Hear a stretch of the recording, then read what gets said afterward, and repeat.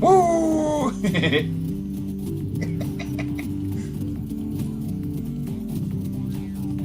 Secret eye.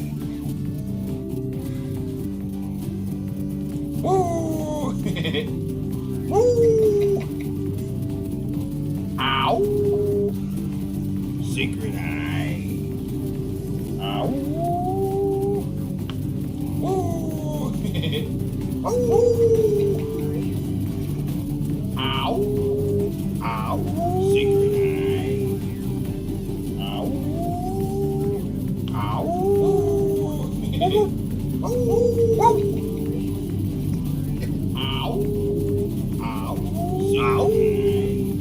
Ow! Ow! Ow! Ow! Ow! Ow!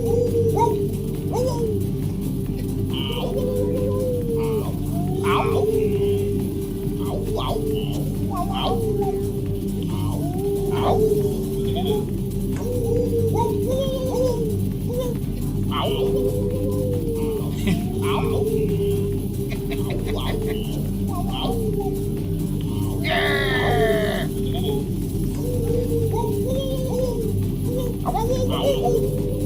Teddy Ropes live stream. The show is live.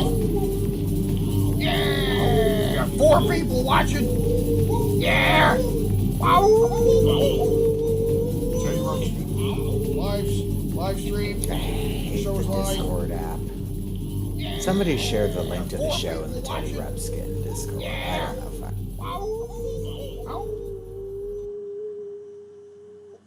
Yeah. Hey. No, you are not.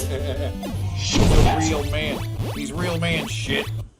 Well, I tell you what, I think these internet videos are right in my boy's mind. He's watching someone called Teddy Rubskin. Now he wants to go to McDonald's to get something called a McGriddle burger. Now, just what the hell is a McGriddle burger? Rot your damn brain. Oh, is this part of the intro now? Yeah, I thought. Oh. They knocked it over like dumbasses.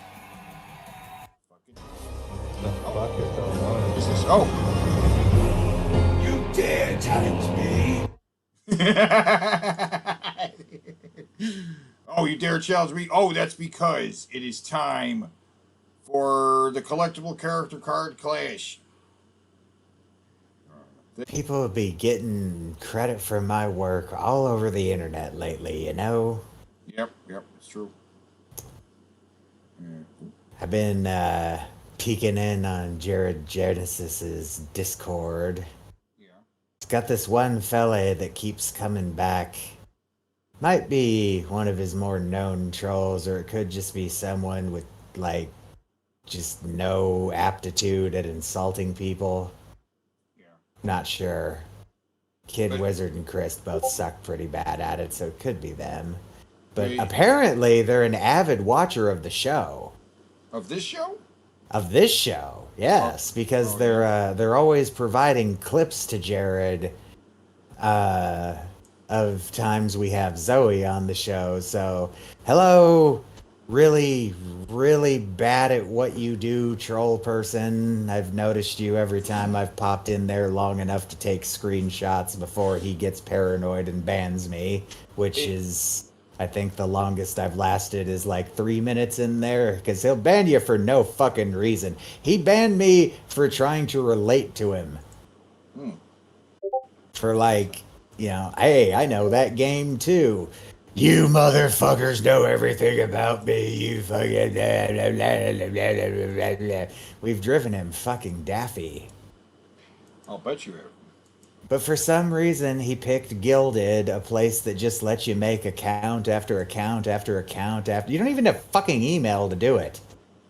Just you click the invite. What would you like us to call you? Jack off. Okay. Would you like to claim this name? No. You're already set up. But, yeah. Hello again.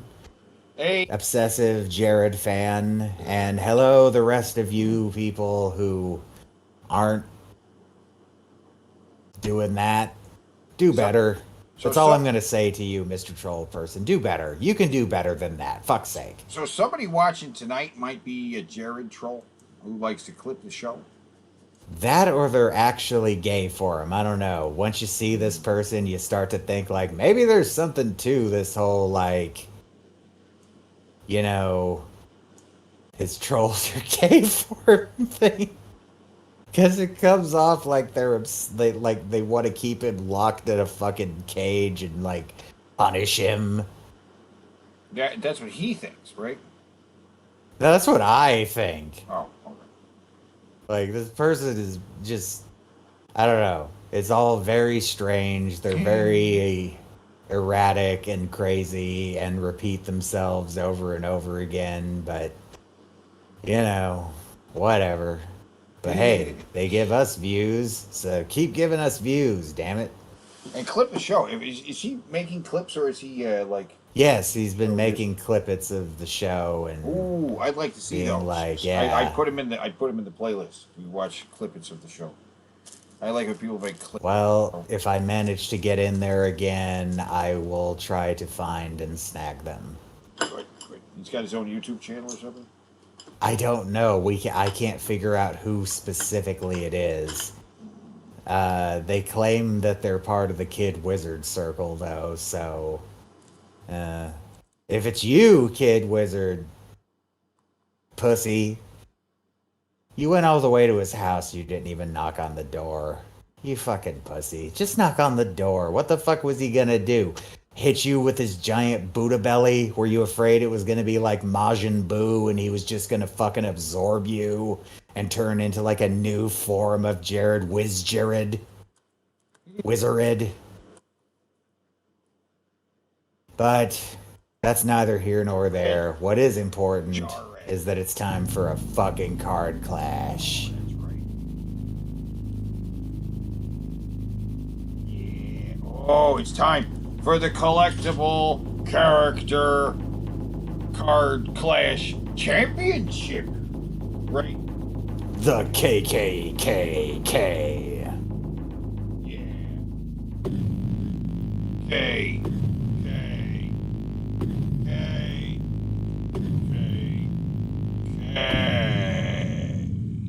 Right? Which is okay, because there's 5. 5 Ks is fine. 3 would be racist. 2 would be not enough. Not enough to be racist. 3 is totally racist. 4 is more than racist. So it's like a double negative. Right? Teddy, Yeah. there is only one O in loser. So, card clash number 1, looser. Loser. It's the loser. Loser. All right, that's because that's what we're doing tonight. We are looking at the losers. Right? The losers. Okay? Because, yes, ready for the card clash. It's time. We have these guys versus right. these We guys. agreed on a tag team. Right, a tag team of losers. And these guys are the crappiest of the crappy. Right, yeah.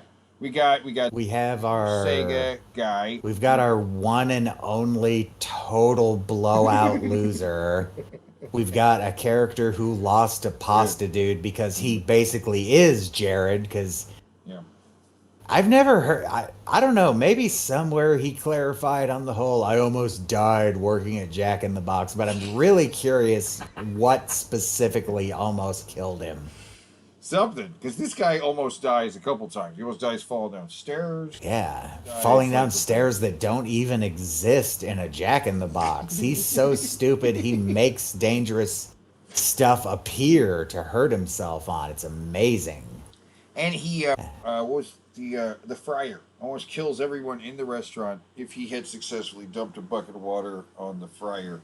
It was Yeah, that would have resulted in an explosion, causing a liquid fire to spread everywhere. Like, probably everybody within proximity of the fucking fryer would have been just. You ever seen a Watchmen? yeah. It would look like when Rorschach smacks that fucking dude in the face with that basket full of fries that are still frying. Oh yeah, yeah. And then we have the stick it in your Sega guy or stick it in your Genesis guy who every single time my brain wants to autocorrect the sentence and say stick it in your genitals. Stick And your genitals. Yeah. unnecessary fucking laser tag instructions dad bod guy. And see, we have the tech guys over here, kind of gaming, laser related. They're both laser related, right? They're definitely both game related. And then we have the food related losers. And then we have characters that fate itself is working against. Now, before these two guys canceled each other out, I had in a competition. Let's see which of these guys made it in the championship. They both killed each other. It was a double elimination for Sega guy and laser tag guy. Right. Good golly gracious, we have Lord Magicus in the chat tonight. Hey, Lord Magicus. What's up? How you doing? Welcome to the show. This is our collectible character card Clash. These guys are featured in our videos. We're going to play their videos. We're going to discuss how they're going to battle each other. If you got two tag teams versus each other, right? So we're going to kick off the show. Actually, what are we kicking off the show with? One of the battles. It's going to be Sega guy. We'll get the Sega guy first shot. Because he is also the Sega CD guy. Because who's in that ad that launched the Sega CD. Which means he's a failed mascot. Yes. They put him in quite a few commercials. This tough-looking black guy who looks like he wants to kick your ass if you don't play the Sega CD. Hey! Oh! You still don't have a Sega CD? What are you... Again, I forgot that he was this guy. Yeah. I know him so much from the Just Stick It In Your Genesis video that I forget he's this guy. That's right. Yeah, because that Stick It In Your Genesis for the 32X was such a tremendous failure that he kind of... Ooh, yeah, so he's a sponsor for two failed products. Yes, but... The one was definitely more of a fail than the other, I would think. Am I right about that? The 32X was a bigger failure than the Sega CD, right? Yes, the Sega CD actually did pretty well for a little bit. But the games kind of fell off. Well, the games were intriguing. They were different. They were weird. They made you want to play them. It's just so many of them were FMV games that they're because of like that's the what definition of on the rails. Like no matter what you're doing, you're watching what is essentially a movie that lets you interact with it every so often. Not only is that not that fun, there's no real replay value to a lot of games like that.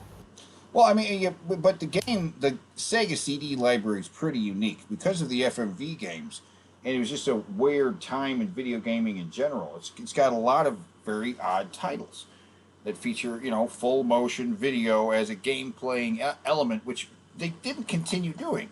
So, by the time the PlayStation library comes around, a lot of these games they just didn't port over there because they're like, is Night Trap on the PlayStation? Is it? I mean, I never actually played Night Trap, but I know that there is at least different shit that can happen because you could fuck up and not right, save right. the I've girls in played Night time. Trap, but I haven't You really have? played Night Trap because it's hard. You got to switch from rooms. If you don't do it well, eventually a guy comes on and it's like, "You It's kind of terribly, you're out of here." Like, it's kind stop. of proto Five Nights at Freddy's. Yeah, it is. It is because you're switching cameras and they're just trying to set off traps or something with somebody. Except you can actually, I was gonna say you can actually do more than you can do in Five Nights at Freddy's, because in Five Nights at Freddy's you're watching the cameras and you're watching them move around the place, but the only thing you can do to stop them is to close your doors. You can't like activate any traps or anything. There would be shit like that later, but not for the first like 3 games, I think. Well, No, yeah, 4. it's kind of similar to like that, and it is for you have to play it a million times over and over and over again to memorize when you're supposed to do stuff. But at the same point, it doesn't have a lot of replay value, even though the key to the game is playing it over and over and over again until you memorize You know that game Spoonie played, Ripper? it. Yeah. The one that's got like Christopher Walken, John Yeah, Rhys Davies. that's more how an FMV game should work. You kind of Well, the storyline, and then the next yeah, play, but here's you're the thing. Here's the investigating thing. or something. That game can change who the serial killer is. Oh, The ending that Spoonie got is not necessarily the right solution to the game. I think it's after like chapter 2 in that game. It does some sort of a randomizer, and from that point on, everything will have little slight differences leading to one or another character being the one who is the Ripper. yeah. It's got like a Clue. Whereas multiple endings on Clue. Right. So at least with that one, you did have replay value because you could get a full on, genuinely different story. Well, not Right. full on, but Well, some see, variation. I really like the way Sewer Shark works. It works using the full motion video, but it does it in such a way that it still feels like a game where I'm moving through a place and deciding if I'm going this way or that. Wait, you see tits in Night Trap? Um, Is there nudity in Night Trap? no, but there's scantily clad girls, which is enough. I was gonna say that was a game on the like a mainstream console. I don't buy that there was tits in that. You don't see tits in Five Nights at Freddy's. So there's no chance of tits in Five Nights at Freddy's. Here, there's a chance. There is a It didn't stop party people going from on. fetishizing Girls the in their shit out of that underwear. duck, though. Yeah, that's what it's all about. Girls in their underwear having a slumber party. Because as we all know, girls who have slumber parties get naked immediately and start touching each other. And they do each other's hair, and they start making out. Comparing breasts, practicing kissing, Pillow experimenting fighting. to see if maybe they're one of those types that doesn't like the boys. Right? They like to play with pillows, then they ride the Sibian. That's how it goes. The Sibian. That's what happens. All right, we've gone way out of the fucking. Let's see this commercial. Hey! You still don't have a Sega CD? What? What are you waiting for? Nintendo to make one? You have seen the games, right? Wrong Nintendo. answer, man. Show 'em. Yeah, show him. These amazing video games. So many games. A lot of the games they are showing here are not great, though. Oh. Woo! Want to see more? Yeah, see the only game. Oh, good time to pause. The only game I saw there that didn't look like it would be just the same thing over and over again was, funny enough, a fucking football game. Yes, and that was a nice looking 3D football game where you could actually see the ball flying through the air and stuff, which is pretty advanced for the time. I think that might have been a Madden. Might have been Madden. It could have been. Whoa, that was weird. Another commercial was playing there. Yo, listen up. Do you know what my friend here just called you? He called This you game is a glass-jawed, piece of bird shit. neck, no Yes. jabbing wimp. Oh, you gonna take that? Step into the ring. Not your typical video game, huh? Stick Yeah. a jab, move, come on. Right. Yeah, There you here, go.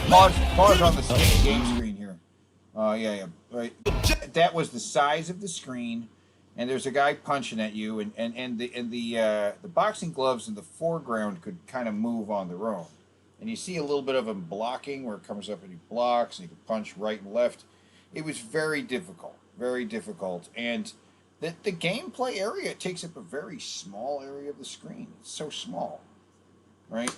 They had to do that because they couldn't play those videos full screen. In some games, they had to add horizontal lines removing pieces of the video just to make it flow properly. Well, some I think games we they could discussed go that full during motion. night or They not could go Night full Trap. screen. The Mad Dog McCree could go full screen with the video. I don't know what they were. How long was the game though? Well, it's all video, right? It was, Yeah, but how long was it?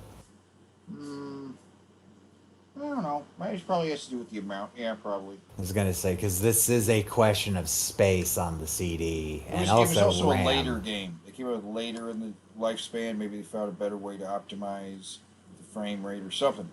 But Mad Dog McCree, it was also a shooter game, so it was kind of necessary because it went with the fucking light gun. You had to shoot at stuff on the screen, so it had to be. But yeah, it was possible to do it, but you lose a lot of. It was already grainy as fuck, and frankly, this grainy YouTube video makes it look better. It softens it, so it actually looks like, it looks like video. If you saw this on the Sega CD, you would see just how shitty it actually was. Because here on the screen, it looks pretty good. Yeah. It does not look this good in the actual game. Prize Fighter, terrible game. Terrible game. Jab, move, come on. Right. There you go. Left. Hit him again. Prize Fighters, only on Sega CD. Only on Sega CD. Nobody else wanted this game. Who else wants this game? Takes back the bird neck part. Take it out! Yeah. Yeah. No. Mysterious machine has appeared in homes across America. 32X. Redouble his power. Go! Just stick it in your Genesis. Every time my brain, even as he's saying it, I'm still hearing genitals. Stick it in your genitals. Can we see that again? 32X. Let's go! Increase the power of the unit. Increase the power of the unit 40 times. Hey man, your set was stolen. Take out! Take out! Machine has appeared in Oh. homes across America. Is it a different one? Redouble his power. 32. Oh, it is. It is different. 6 times more powerful than 3DO. Alright, baby.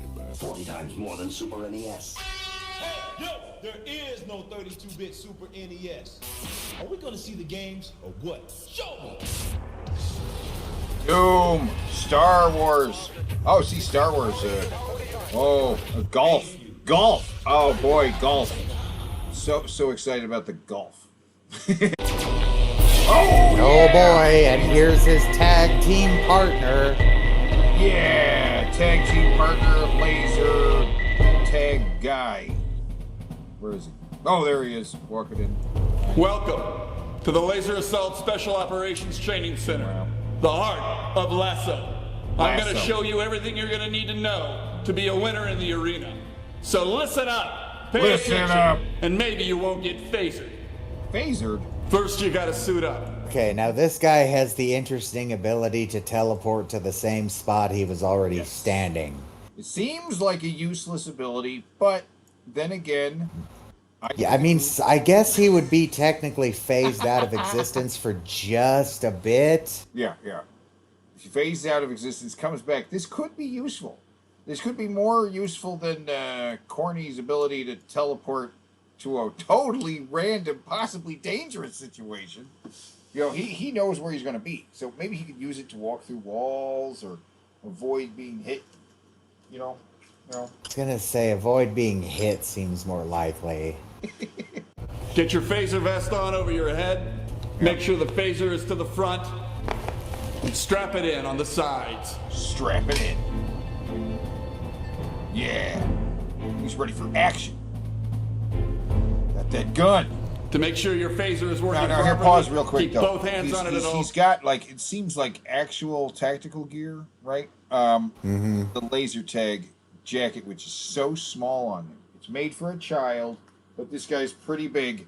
So we know this guy's big. He's got some height. He's got some size on him, which may make him a formidable opponent. But that's not actually what we're talking about today. We're talking about how much they suck, right?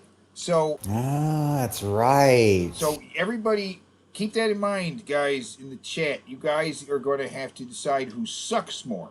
This is not a popularity contest. It's the opposite. You have to decide who sucks. This is a derision contest. Right. We're going to vote on the worst, right? So this is actually, I'm saying these are good things for this guy.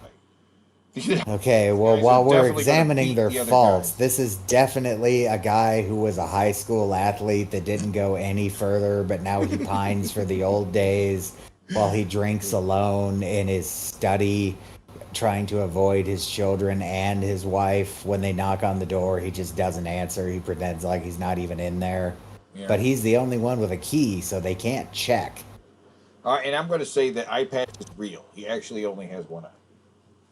It's not part of the costume. He actually lost his eye. Well, you see, that's why he failed his sports career. He had that one injury where a opponent player elbowed him in the eye so fucking hard it completely shattered his orbital bone, putting bone spikes into his eye. So there was just no saving it. No saving it. And now he just does this. He lacks depth perception, which is a really big disadvantage when you're shooting, by the way.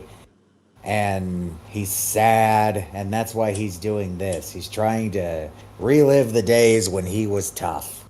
Yep. All times. One on the trigger, one on the heat sensor on the bottom. Otherwise, your phaser will not fire. And make sure your code name is registering here on the screen. Afterwards, you'll be able to track your progress for the game. Your vest has many special features you're going to want to take advantage of. Himself there. He teleported right on top of himself. Everyone in this chat has been granted the superpower of being able to teleport to where you're already at. Really? Let me try. Holy shit, it worked. That's right. It's amazing. We now have the power to teleport to exactly where you are right now, instantaneously. It's amazing. It's not a very useful power, but you got it. You got that power now. EW5, you're nervous about being on a live chat? Well, as long as you're not a fucking 500-pound pedophile, you should probably do pretty good here. Or a select number of other people I don't like, but that list is surprisingly smaller than most people think it is. This left button, when tapped once quickly, will give you a photon, a wide-spraying phaser for several seconds. A wide-spraying This left button... Oh, see, he did it again. He had to teleport and reboot his mind. Yeah. When held down for 3 seconds, will give you shields, which will make you invulnerable to phaser fire for 10 seconds. Invulnerable to phaser. Listen up. Oh, whoa. You get 2 photons and 2 shields per game, and you cannot use them at the same time. Oh, targets. Where are you shooting at? Same location. See, that was almost like a teleport combined with a the solar flare from Dragon Ball. It's just it was a really weak solar flare because I can still see. So that's not going to help him much against the cookie that even God craves. And the guy who might very well end this by causing a total party wipeout where everybody just dies horribly in a fire. Oh, everybody could easily just die in this contest. This could just... Yeah, this could... Just the simple presence of Jared in this battle. Jared from Jack in the Box. This could result in a total massacre. Totally under his own stupidity. This right here. Oh, what's your that? shoulders. Oh, okay. Your back and your phaser. And when you are hit, your phaser will cease to operate for a certain amount of seconds. So grab cover where you can find it. Seconds? When you're in the arena, there will be several other targets you can shoot at. The first one being the enemy base. Shoot it to score points not only for yourself, but for your team. Other targets throughout the arena are the micro targets, small lighted targets that you can shoot for extra points. Another target you can shoot at. Okay, see, he kind of phases out of reality for a second. Small lighted targets that you can shoot for extra points. Oh yeah. See, he's clearly in some kind of phase right there. Right. Some kind of phase. I think he can maybe maybe he's going someplace and coming back. Maybe he's like reading the script real quick and then comes back. Like he could do like a flash thing where to us it appears like he's in the same place, but he's running off doing something coming back. Am I saying God doesn't normally like cookies? No, I'm saying this is the cookie that's so fucking good that God snatches it, like reaches from the sky and snatches it away in plain view of everybody. Like he hasn't flexed that hard since Egypt. Right, yeah. Literally put another target you can bam. Just reach to what? From the cloud. Just reach it down from the clouds. Yeah. Yeah. You can shoot at is the Mega Blaster. A large target with many multicolored lights on top of it. If you shoot this, it will send out a pulse that will deactivate anyone's phaser technology within a set perimeter. So be careful. It'll shut your teammates' phasers down too. Whoa. Rules. Gotta know the rules. This is not now. There are All right, rules. listen up. Before we get down to the fun, we've got to lay down the rules. Rule number 1, walk, no running. No running, Okay, guys. so he doesn't run. No running. Okay, he can't run. That it will set him back a bit. No, don't run! Don't run! He's gonna die. Oh, he just died. Wow, he hit the wall real fucking hard. Wow, left behind a weird black light sensitive pattern of a... Yeah, apparently the whole interior of this wall is avocados. Wow, that's weird. That is that. Yeah. Rule number 2. Oh, he smokes no cigars, too. climbing. No climbing. He won't climb either? He won't climb, no. Can't. Man, this guy goes into combat very carefully and slowly. He walks and he doesn't climb. Oh, whoa. Hey, kid. Don't get up on things. Oh, he broke his leg. Rule number 3. Don't lie down. Don't lie down either. Put on the ground. Oh. You stepped on his head. Rule number 4. No physical contact. No physical contact? No physical contact. No physical contact at all. Whoa. Okay. See, that's why he phases. It's so no physical contact can happen. Okay, no physical contact. So he does that. Planet Earth is ours. Get off me! Bouncing baby bunnies. Rule number 5. What? No vulgar language. Bouncing baby bunny. So he's also... I don't know. You can just go. So he's also a very polite man. No doesn't foul cuss. language. Rule 6. No gum. No gum? Gum? Well, Jared from Jack in the Box does chew gum. Yeah, it's true. True. No gum. Oh. Gross. Rule 7. There is no Rule 7. There's no Rule 7. Rule 8. Wait. This equipment is expensive, and last time I spent a lot of money. Hold on. He said Rule 7, there is no Rule 7, and then just jumped to Rule 8. Yeah, man. What the hell is that about? It's like that step you skip in the fucking underwear gnomes plot to make some profit. Well, why have... Phase 1, collect underpants. Phase 2, Phase 3, profit. There's nothing for Rule 7. He said Rule 7, no Rule 7. Rule 8, and he just jumps to Rule 8. Like, as fuck, I don't like the number 7. He says, I don't know Rule 7. We're going straight to Rule 8. Whatever Rule 7 would be is now 8. Or maybe Maybe the number 7 is like his activation code. the rule was no cigars, but I like my cigars, so fuck that rule. Training you how to use it. So don't break it. Don't break it. Rule number 9. Rule the 9? most important rule. Okay. Obey the referee. Obey the at referee. all times. Okay. Well, there will be no referee, so that rule is just invalid. These rules are stupid. No running, no climbing, no laying down, no... Unless this means that he won't do anything at all because he has to adhere to a referee. Well, what? Wait. What if the referee tells me to lay down? See, see, these rules can conflict with... What if the referee tells me to lay down and take my pants off? What if the referee gives me gum? What? Then what? What if the referee calls me a cocksucker? What if the referee gives me a rule 7? Then I'm like, wait, there is no rule 7. Well, that's when you know it's a kidnapper. It's a kidnapper. That's when stranger danger comes into play. Oh. That's it. Whoa, I told you everything you He's need in to the know. apocalypse Now all of a suit sudden. up and get out there and get into the action. Runs off into the wasteland. He just ran off into the wasteland of the post-apocalypse. He's fighting the war with the machines. It's Very politely. He also just broke his rule. He's clearly running. So this is a man not afraid to break his rules. Now he'll break his rules. He'll break his own rules, which makes him a cheater. He makes rules and then breaks them. He's like, no running. Whoa! Oh my god, what the fuck was that? Basic assault, special operations, training facility. What else is happening here?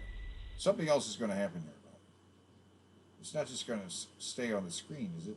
Because this may be the video they actually played, you know, when you went out there, you know, so it just kind of stays on this thing for a second, like, let me go. And then it starts over. Oh, deadly dangers. Deadly Dangers. Featuring an array of horrors so incredibly ordinary, you'll think it could happen to you. Oh. You'll thrill to the unknown terror of poor security and the deadly dangers that lurk just outside the back door. Nope.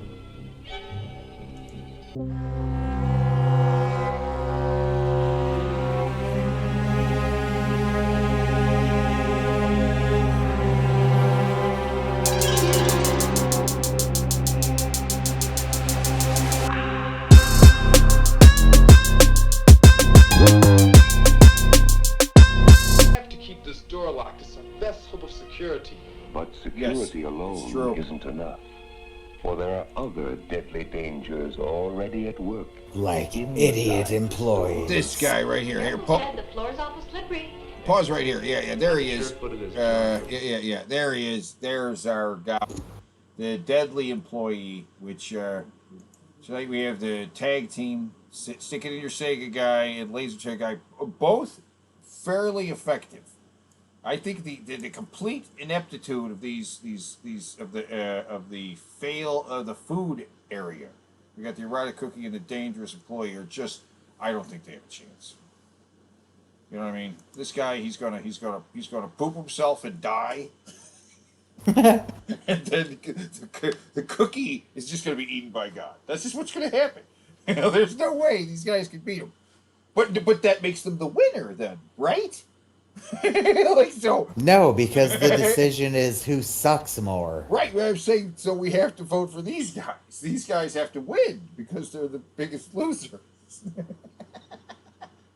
Well, Losing myself. I don't know. Let's see how these videos play out. And I'll give a breakdown. Well, I think flatter heels would be a lot safer. Oh, around see, those here. are terrible. No, those are terrible for working in the kitchen. Well, at least you better walk flat-footed till the floor dries. You worry too much. Wait, flat-footed? What? He doesn't walk flat-footed. You Oh my cringe in God, horror the at workings mandolin of the slicer. insidious tomato Jesus slicer. Christ, this deadly machine. Oh God. Ted, you better Put use this the safety fucking top. safety thing on, Really Ted. hurt your See, she tried to fucking- save you. Oh my Those God. terrible green tomatoes over there. They look just wrong. None of them look ripe. Oh, yeah, they look frightening. It's just trying to save him. She's trying to save him from the mandolin slicer. But no. He's like, oh, I like to live dangerously because he's an idiot. He's an idiot and he deserves. Which I don't get because it's just some kind of cover. How does this impede his work in any way? Well, he wouldn't be able to get his fingers. Well, yeah. I don't know how it impedes what he's doing exactly, but it prevents his fingers from getting caught in the machine. Yeah. Don't worry, Tina. My way's easier. Quicker, too. Quicker, huh?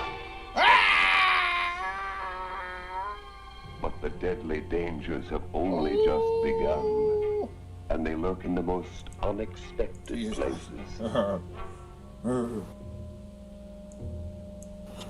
Ted, wait. You may not know it, but you're flirting with a deadly danger. What, me?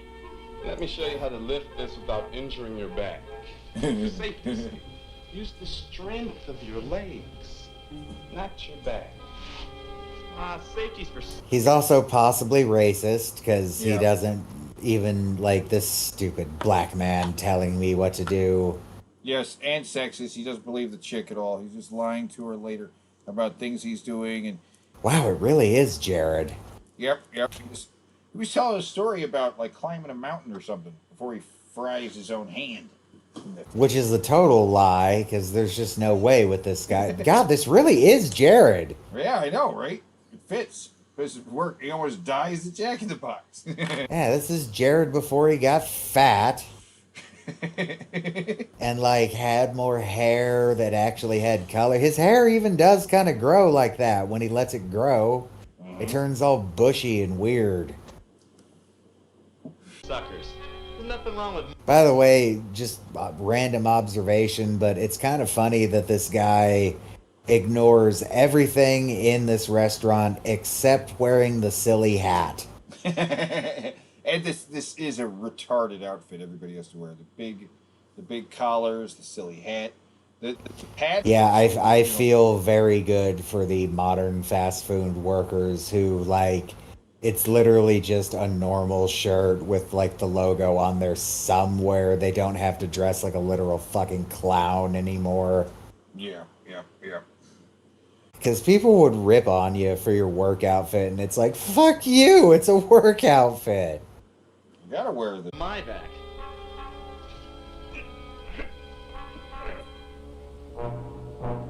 There's something wrong with my back. And there's even more. Meh. You'll watch. Oh, shit. Oh, I dropped something and it hit my keyboard. There's something wrong with my back. And there's even more. You'll watch, God. breathless with fear, as the inattentive young Casanova That's so flirts with gross. 370 yeah, they're yeah. There's degree the terror. tacos. They just Yeah, and I'm Fried seeing tacos. new faces in the chat tonight. Explain to the unenlightened. yeah. Bring the tacos back into the shot. Yeah. So the meat and the taco is right there. You just fry them in the fryer together, and then they put in a little lettuce and a slice of cheese afterwards. American cheese. Yeah, just a slice of the same cheese they put on the burger. They throw it Yes. in the taco, and they'll sell you these 2 at a time, like 2 for $1, basically. Which, look, I don't know if American cheese tastes good with with taco meat or not. I've never tried it. I confess that. Because it's never occurred to me to try it because it sounds disgusting. They are pretty gross, but it's good drunk food. When you're drunk, that's a good time to go to Jack in the Box. These places open like pretty late, you know. Not anymore. Yeah, not anymore. Well, maybe a little different where you are because you're in a way bigger area than I am. But like, Around here, I don't know if there's a single business in this whole fucking state that runs 24 hours again yet. Around St. Louis, they do have looks like the White Castles are managing. You lucky fucking fuck with your White Castle. It hurts so much every time I look at that map and I see there's a White Castle to the south of us. Sorry. There's a White Castle to the southern state of us. There's a White Castle to the northern state of us. And there's a White Castle to the eastern state of us. But not us. Not even one. Do you have crystals? No. No, Crystals no is a either. southern thing. No crystals either. Wait, do you have crystals? No, crystals over here. I was going to say, I've always White heard... Castles cannot occupy the same space. Some kind of... They do in one instance, because I know there is a White Castle in Florida. I saw the map of all their locations. They've got a couple that are way out of their territory. But I've never had Crystal Burger. Have you? Yeah. I feel like we've definitely had this conversation before. They're a little about the same. Not quite the same. The White Castle's better, but the Crystals... I was going to say, I've heard if you like Crystal, you won't like White Castle. If you like White Castle, you won't like Crystal. Like, I've never heard anybody change their mind after trying the other one. No, not really. It's kind of like... But I would love to go. I want to go to a White Castle and order one of every kind of burger that they have now. Because they have so many options now. They even have a fucking, is it Impossible or Beyond? I believe it's the Impossible. Yeah, I want to try that. I want to see what that tastes like.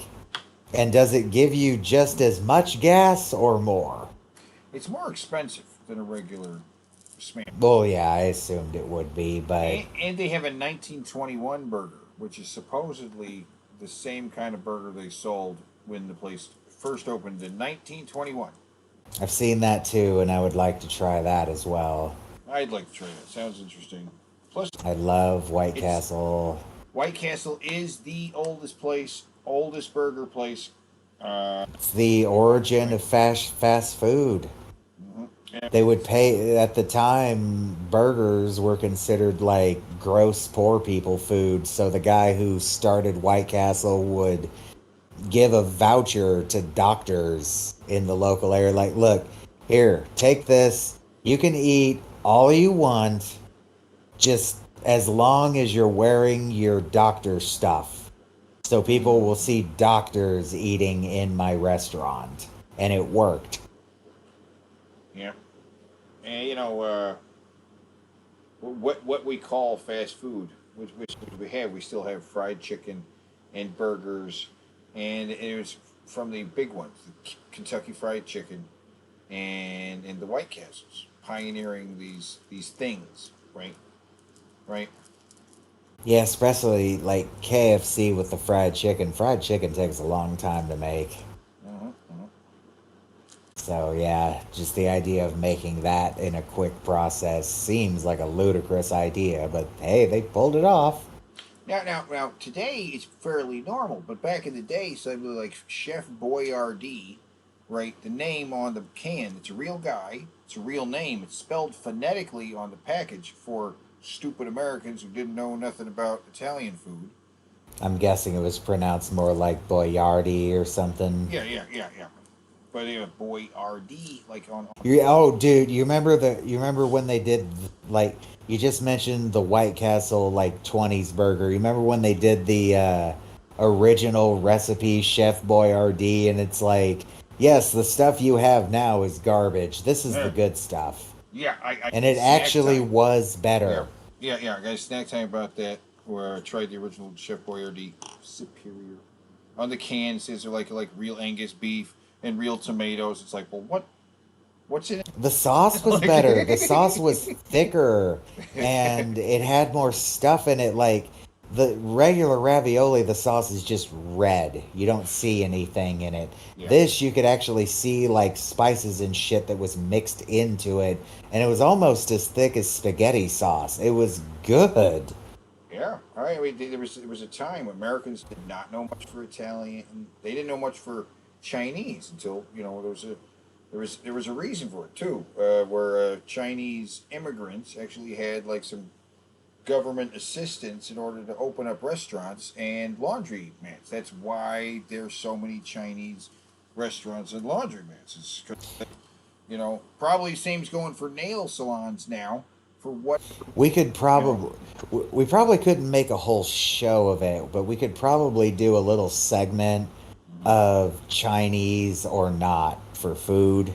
Because there's so many things that people think are Chinese food that aren't. They're recipes that were come up with by Chinese people, Sure. but they're recipes that were come up with to appeal to American palates, like General Tso's chicken.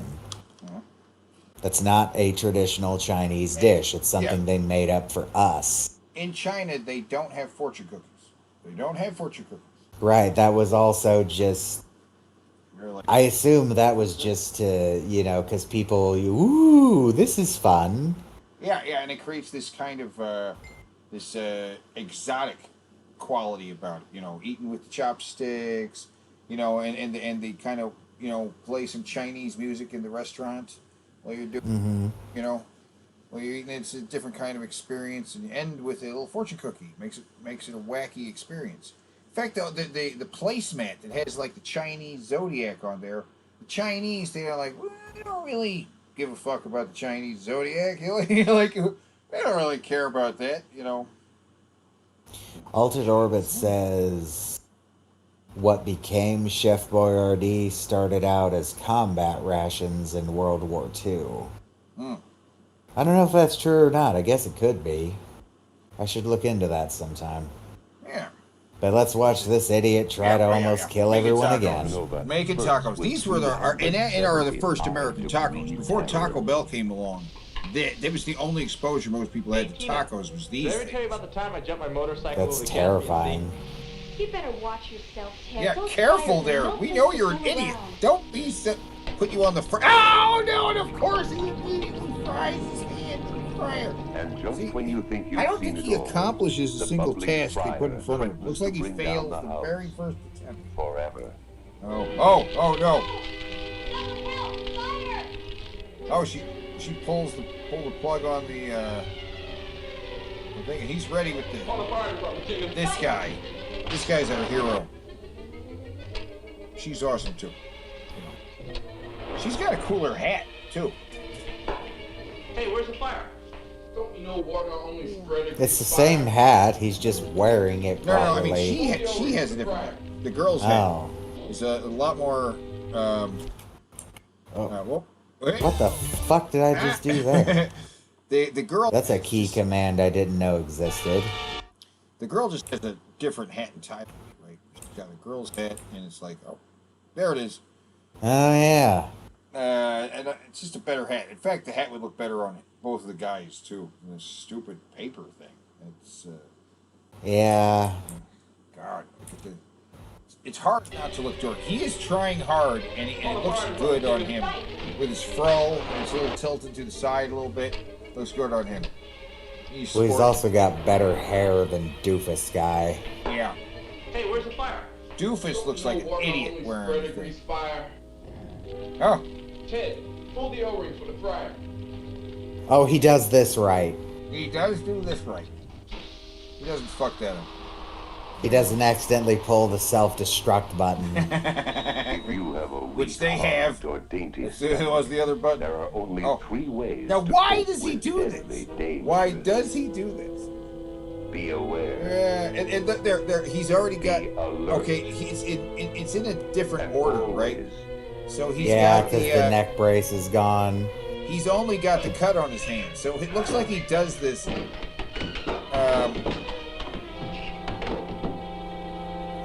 breaks his that neck. fucking. I gotta confess, that freaks me out every time I watch it. Yeah. Just a little bit, because you know the story. So I think the last thing, since this is all out of order, we go back to the fryer with the towers. Since it's all out of order, based on how much he's bandaged up here, right there is where he's the most bandaged up. Now he doesn't. Is one of his fingers bandaged up?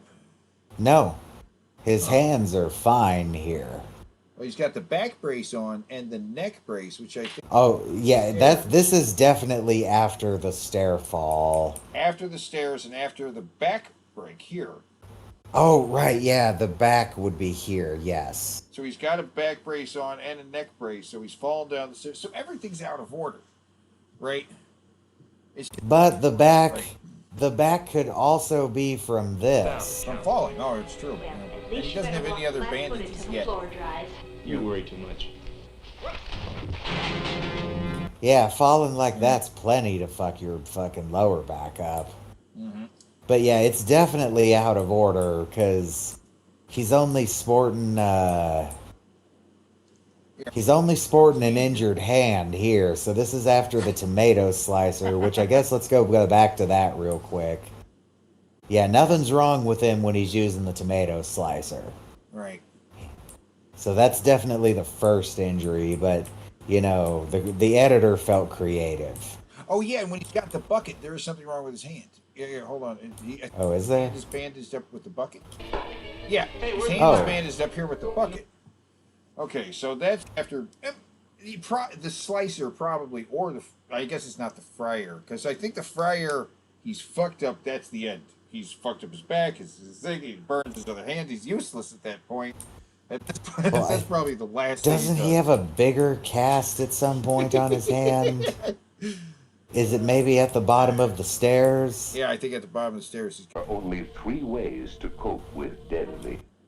Yeah. Yeah, I think that's more bandaged up. So that could be after slicing his hand and then deep frying it. This guy, Pulp Grill. Yeah, that's right. Yeah, Pulp Grill says in the chat. Yes, it's like Pulp Fiction. And set in the 70s. Do you think Quentin Tarantino saw this and was inspired to make Pulp Fiction? He's like, you know what I need is I need a badass black guy with an afro. I need a chick with a cute bob haircut, right? And that we got this fuck up. Who would the fuck up be? And he's wearing. They mentioned John Travolta shoes. It's John Travolta. Oh my god, man! It is Pulp Fiction. Oh my god. It's got the Altered Orbit. You might be on to something. You might have just discovered a weird influence to Pulp Fiction. Because yeah, let's go back to her real quick. Yeah, she's got the kind of a haircut. Yeah, she's got Mia Wallace's haircut. Yeah. She even kind of looks like her. So Quentin Tarantino at some point worked at Jack in the Box and saw this training video, was inspired to make Pulp Fiction. So I got this story about this black guy. Black guy just got back from Amsterdam. They got this fuck up coworker and this chick. Yeah, man. It's amazing. This is the Pulp Fiction of training videos. and also the Faces of Death. Yeah. Somebody mentioned the narration earlier, and the narration reminds me of Faces of Death. Oh, it absolutely. But it's been so long since I've seen Faces of Death, I could be so totally off base about that. Dangers. Oh yeah, be aware. Okay, wait, question. You're older than me. I assume you've seen Faces of Death, right? Yeah. Did you ever buy it? No. I didn't either. Even as a little kid, like a teenager, when all my friends were convinced it was real, I never bought it. Well, it's especially the monkey scene. I didn't buy that for a second. Well, I always think about too much about how it's done, like how'd they do that. So then I'm always like, okay, well, why would they be doing that? You know what I mean? Why would this camera? Why would they be doing this at that time? You know, the monkey scene, I was like, first off, this doesn't look like a restaurant because the background is like a black void. It looks like a set. And then I'm like, wait a minute, these are Hindus? There's no fucking way Hindus would have a restaurant where you beat a monkey to death to eat its brains. There's literally a special hell in Hinduism for people who are cruel to animals. Well, and They're called also narakas. it's the less we know about the world, the easier it was to lie to us about what's out there. Well, right. People didn't really get how. I mean, there are things in Faces of Death that is real, like the autopsy footage, and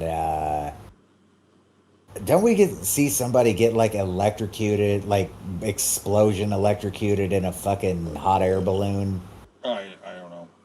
I've seen that somewhere, and There's more reality in the banned from TV stuff they used to sell. When it actually is like I did have. I had a copy of that. That was fucked. it's legitimate stuff. It's actually caught on film, and when you see stuff that's caught on film, you know how grainy and crappy it is. For the fake stuff, always looks a little too crisp. You know what I mean? It's like, yeah, the Bigfoot footage, right? That poor fucking guy shot in the chest. His last words are "I." Because he just got. All that great. I mean, the last word.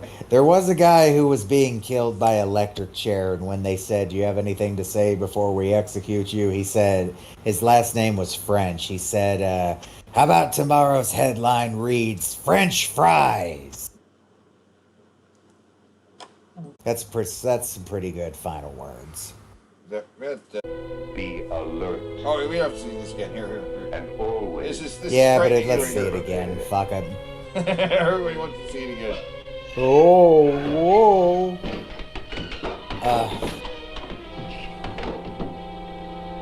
Maybe you can. So that's not really the end. Makes my It's all back out of tingle. order. It's just like Pulp But Fiction. remember, You know what I mean? they're It's coming to a great. Jack in the Box store near you. I love Right, and is there a date on this? it. Let's see if there's maybe like an IMDb for it. Sometimes there are for these training videos. 1992, 93? I don't think so. There's no way. That's its time. There's no. 92 or 90. Well, see, that's what I'm looking for is that. There's no way. It's from 92. It's got to be from the 70s. No, that's a food poisoning incident. Well, I'm looking to see if maybe it was shot in a way to make it look really old instead of being really old. Try putting in IMDb. Or, Because, okay, it's 1985. 80, there's no way it's 85. You don't think it's 85? No. I do. I think this was made intentionally to look like an older. I think it was intentionally made to look like Faces of Death, which came out in the 70s. Like a kind of a not fresh kind of thing. But the reason I say that is because by 85, Jack in the Box logo stuff looked different. That was during their time when they were like, do do do do do do do do. You know what I'm saying? Was in the early 80s. They changed their logo, so all the logo stuff looks 70s. Right, but that doesn't mean they didn't do this. It's not like Jack in the Box had a hardcore fucking reputation to it before that either. Find this stuff too. I have a friend who shot a Hardy's video, and I can't get the Hardy's video. I want this Hardy's video, but the stuff is like it's not like the same thing. It's like there were guys who worked for Marvel and DC Comics that illustrated for like Masters of the Universe comics. They were little comics that came with the action figures. Mm-hmm. The way the business is, their name's not on that. They didn't have to be. Stipulations. That's where they signed the contract. They did it, and so their work as writers, illustrators. It's not the same thing as it is with a regular comic. You don't get that credit. That sucks. You don't get those royalties. You don't get any of that. You did that for a toy.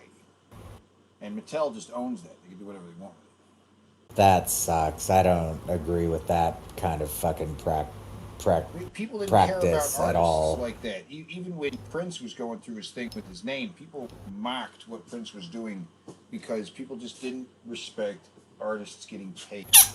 Right? This flattening of or making things more accessible to other people. People are putting their own stuff out there in bigger numbers than they ever did before, and they're learning. Artists get fucked. Right? Well, nowadays we have a whole different kind of landscape where everybody can distribute their music on their own. Right. Having That's a what I'm saying. record. When they become the artists, people start to recognize that, oh, it matters whether or not I get paid for my work. Before, people were like, you're an artist. You're lucky that you even get to make art for a living. You know, and you know, Prince didn't get any recognition for the work he did to get people paid. Right. Get artists to... It's just like, I mean, nowadays having a fucking, like, a record deal, it doesn't mean what it used to. An album deal, because who the fuck really buys physical albums anymore? It's gotten to be a very niche market. The business is different now. So it's mostly digital distribution, but there's not really anything stopping you from just being your own distributor. Like, you might have to use a website that gets a very small marginal cut of your fucking money. I seem to remember Spotify did something to fuck people over, that there is an alternative that takes a much smaller cut. I'd have to ask my friend about this because he's in a band, but yeah. But okay, next video. Oh, the sexy cookie. Why is the cookie so sexy? If you want my body and you think I'm sexy, come on, sugar, let me know. Sexy cookie. If you really need me, just reach out, touch me. Oh! The chocolate chips everybody wants. Chips Ahoy! They go fast. There they go. Call me? God just ate the cookie before the cookie could have sex with the blonde. Because the blonde wanted to bang the cookie, but God ate him first. Like, why? Why did that happen? Why? Because he's that's how delicious he is. He's that good. Chicks want to fuck it. God wants to eat it.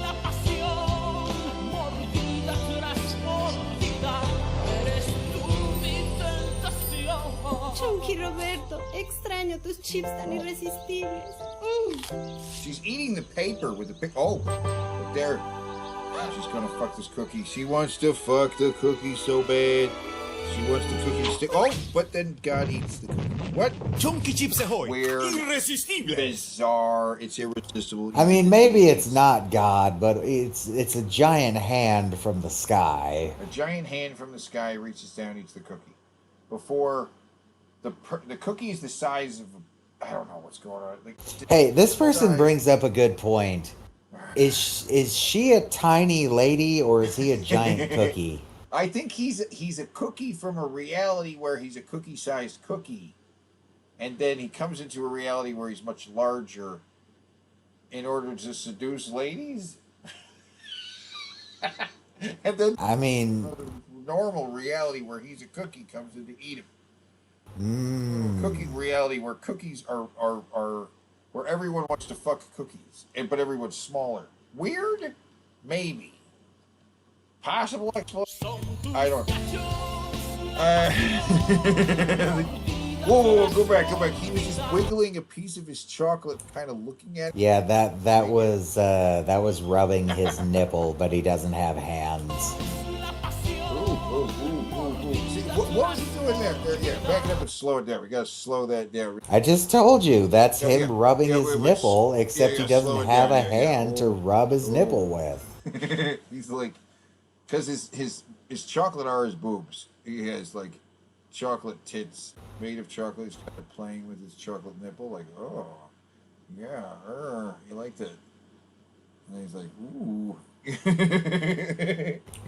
chocolate cookie likes it. Oh, he's kissing. He's doing kissing noises. Okay. No. Oh God, he killed her. He killed her while making love to her somehow. Oh no, she's fine. She's alive. Just thought she was dead. That's how good it was. Okay, so these two were banging? They were banging. He is on so the roof? delicious, he's worth eating the crumbs off of a fucking dirty roof in the rain. No. Chips ahoy, córrele porque vuelan. No, back it. See that again. I want to see it again. So they had just had sex. All right, that's my count. Because they just had sex and she passed out, and he thinks she's dead now because it was too damn good. But then he disappears, and then she's like, "What happened?" No, to Cookie? it's definitely God. He said, "Take me, not her." Oh, take and now me, she's not alive her. So again. God, It is took God. The cookie. So, wow, and then so he thought she was dead because they were having like weird, fucked up human and cookie sex.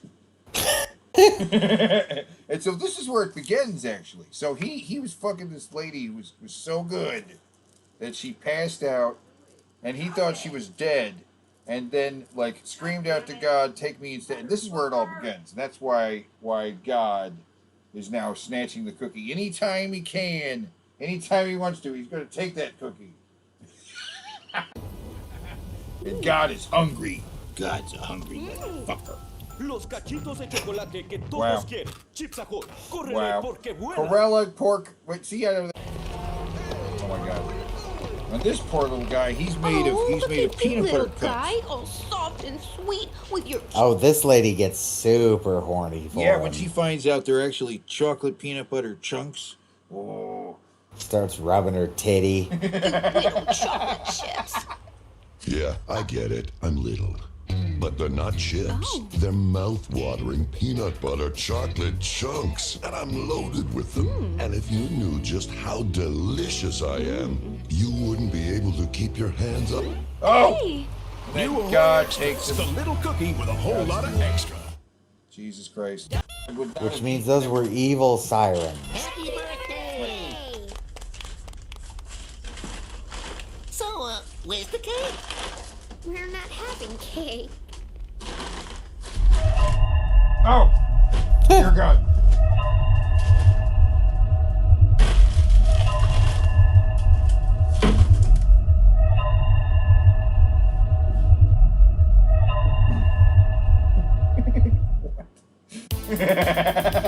Oh my God. Okay. Don't you want Wait, this me, is like. baby? This is weird. They're just riding Don't you around. want me? Oh my God. Don't you want me, baby?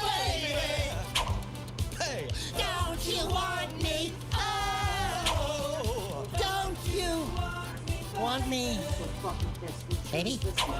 the chocolate chunks everybody wants. Chunky. So God also doesn't care about leaving a full-speed vehicle on the road while it's barreling down the road, so that's bad. Chips ahoy, they go fast. Wait a minute. The chunks everybody wants. Baby? If he's willing to leave a full-speed car running on the road, he also doesn't care about collateral damage. The chocolate chunks everybody wants. Chunky chips ahoy, they go fast. Wow! Today is the first day of the rest of my life. The chocolate chunks everybody wants. Wow, these commercials are really dark because they basically all end with him dying. Every single one of these is a snuff film. Just saying. Chunky chips ahoy, they go fast. Let me tell you about Brent. Brent led a rich life. You never met a nicer. Larry led a rich life. The chocolate chips everybody wants. Chips ahoy. Dizzy, you ain't gotta share. You ain't gotta ask permission to share some news, man. Go ahead. They go fast.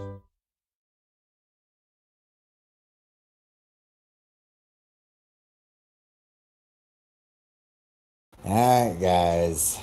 Sounds like Teddy's away for a second, so we're gonna have to wait for him to put up the poll. But here's the case I'm going to make. Dangerous Employee and Erotic Cookie are teamed up. Now we know Erotic Cookie is going to get snatched by the hand of God at any moment, which is definitely going to freak everybody else out. Dangerous Employee is so overwhelmingly stupid and dangerous that he's likely going to cause some kind of a horrible disaster that's going to get all three of the rest of them killed as well. So I posit that this is a total wipeout because God clearly doesn't care about collateral damage in this scenario. And I mean, this guy is more likely to just eliminate himself, but because these guys have just nothing to deal with, and laser tag guy being able to phase out of reality for just a moment is gonna, it's not gonna help him. But if provided Dangerous Employee doesn't cause a disaster so big that it causes everyone to die, I'm going to have to say Dangerous Employee and Erotic Cookie suck more here. I totally agree. I mean, what Cookie is just going to be eaten by God, and the Dangerous Employee, he's a complete failure. I mean, we say some negative stuff about Laser Tag Guy, right? But he's more effective than either of these guys. And stick it in your Sega guy. It's not his fault 32X sucks. Well, I was saying that in this scenario, God is going to snatch up the cookie, everyone's going to freak out, and Dangerous Employee might freak out, fall, and do something that gets all of them killed.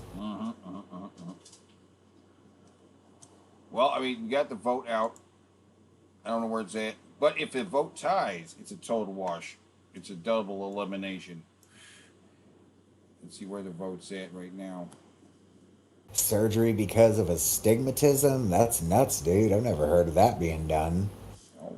Are they trying to, like, make your vision 20/20 or what? That's fucking great.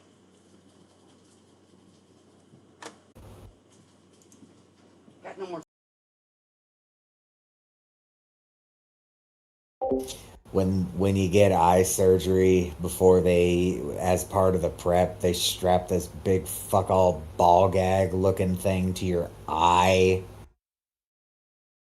basically to like soften everything up. It's uncomfortable as hell.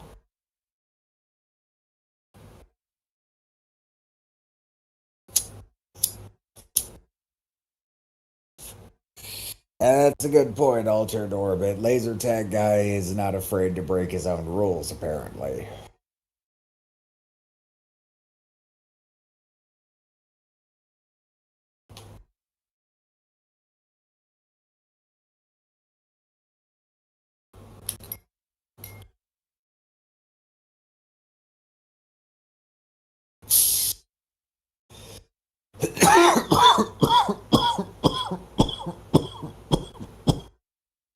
Ooh.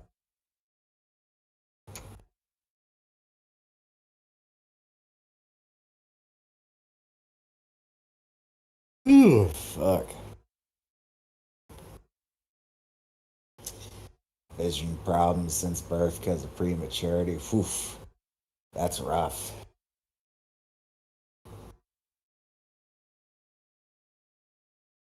Well, you'll probably be alright, man. Eye surgery is scary as shit, but I mean, you'll probably be alright. Surgery is always scary as shit. Because, it's literally someone going in and chopping you up to fix you. But most of the time, very fucking rare, very rarely do they fuck up these days. Most of the time, they fucking fix you right up. So, the odds are in your favor. You recognize that type of cough? That was the exact kind of cough you think it was.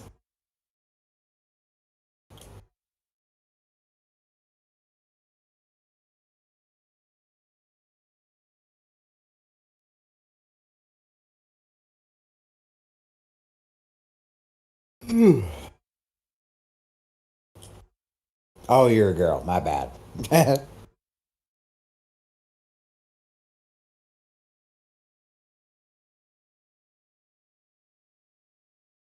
You there, Teddy?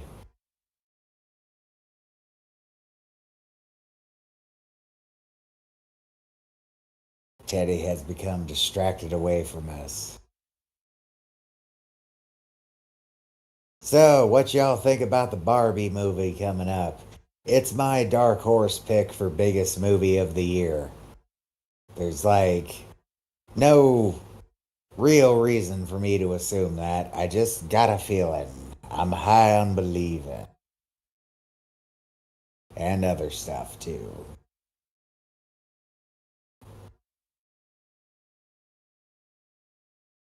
I've seen the conservative circle, like the Ben Shapiro types, specifically Ben Shapiro, fucking hate it. But he usually hates movies that do rather well, so pretty good indicator that the movie might actually do well.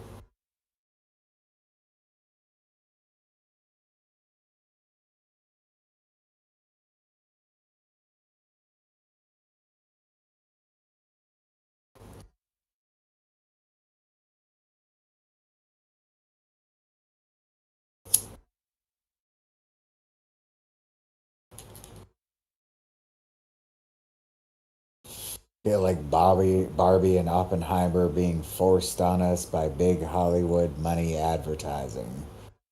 Well, yeah, man, they're big studio films. Of course, they're going to get a lot of advertising.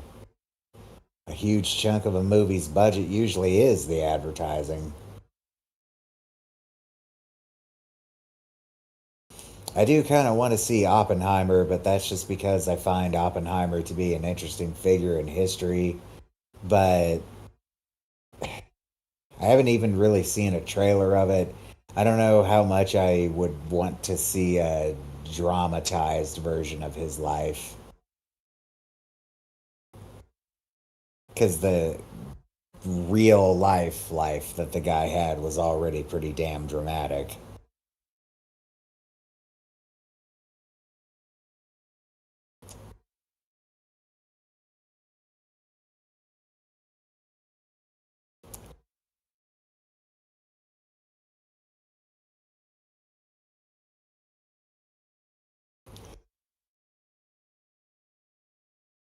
"99% of the movies don't get advertised this hard." Well, I suppose my answer to that would be what else is coming out currently, because I don't know, this hasn't really been a great year for movies. Been a couple really bad flops. I felt like I was having the Flash shoved down my throat, which is honestly funny because I did not see a scenario where that movie ended up going well. And apparently it hasn't.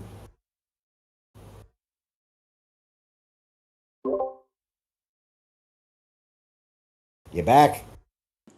Yeah, hold on. Wait.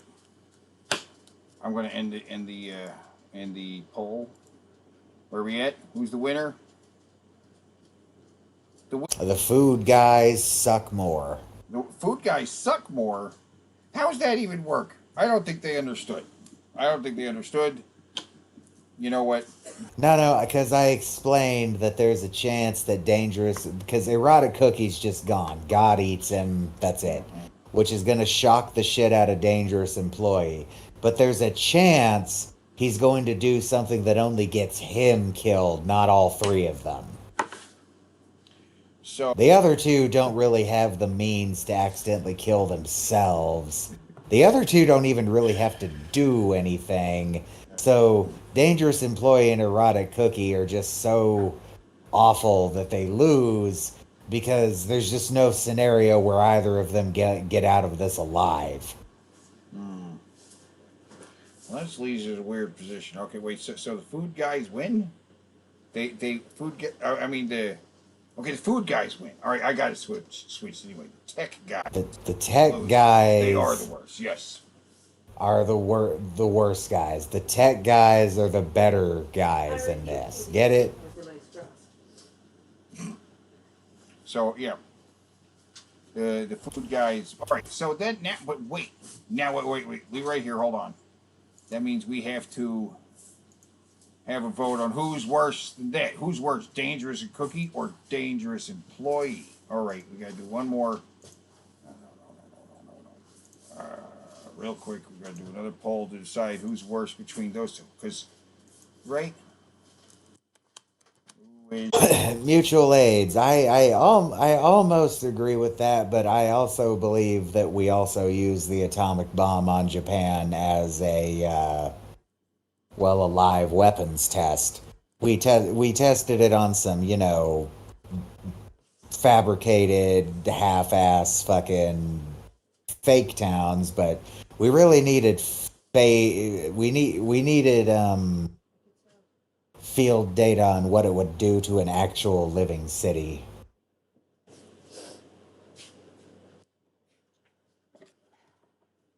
But yes, I also believe it was to scare the living shit out of the Russians, because holy shit, the Americans have the ability to take out an entire city now.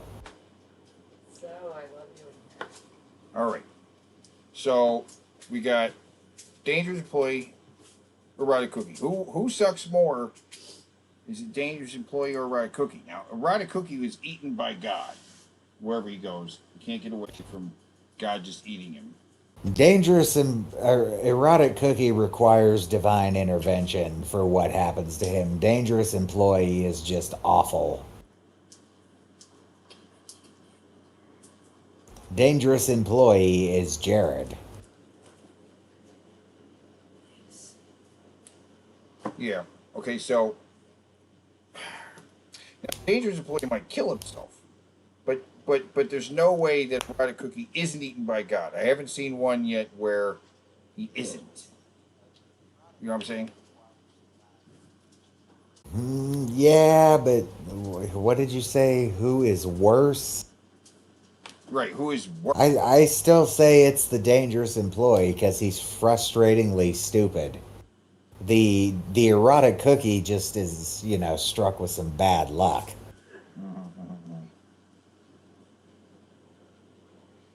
Well, wait.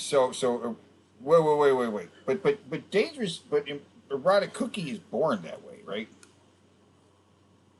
I mean, according to that one commercial, no, they have to be approached by an evil chocolate siren that gives them their god-luring chocolate.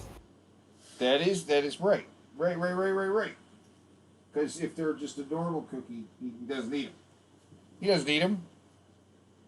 He ate them after he turned into cookie. He might eat them without the chocolate chips, but the chocolate chips make them so much more tempting. Man, the view count and the vote count are so off from each other right now. I don't know what the hell's going on. It says we have 6 viewers, but 13 votes. Exactly. How is that even possible? But these numbers conflict. It doesn't make any sense. How is that possible? And the watch count has been fluctuating all night, going up and down and up and down and up and down. Like it hasn't stayed consistent for one straight minute. Yeah, there's twice as many votes as there are viewers. So ending the poll here.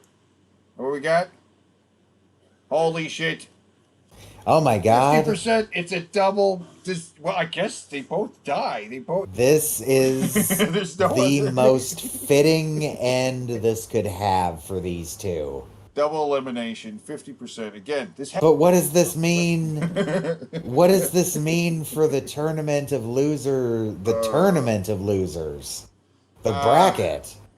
I don't know. This just ends it right here. This is because this was between who decides they both kill each other. It's weird. Yeah, this was going to be, I assume that second vote was going to be who goes to the bracket. But, now we have a double elimination. We have to consider some things here. Yeah, well, dangerous employee takes out erotic cookie. No. They both take each other. I mean, he's eaten by God. He's destroyed by his own buffoonery. Right? I mean, it's just, these two guys, they just fail. They just fail. Somehow. So, I guess this means we should do who's worse, stick it in your Sega guy or laser tag guy, they've been brought back into the equation because the other two are just that bad, right? I guess. What? Wait. I mean, Because, I mean, even in the original elimination, it was like, you know, these two guys just survived because these other two die by fate alone. All right, so Sega guy versus laser tag guy.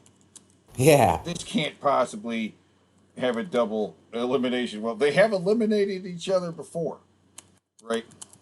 Have they? Yeah, they eliminated each other before because they were going to, and they have eliminated each other. Let's see if they do it again. Let's see if it works twice for a double elimination for the same the laser. I'm voting for laser tag guy as the worst. I don't enjoy that training video. I think that training video sucks. The only thing about that training video that's funny is the kid actor who plays the shithead.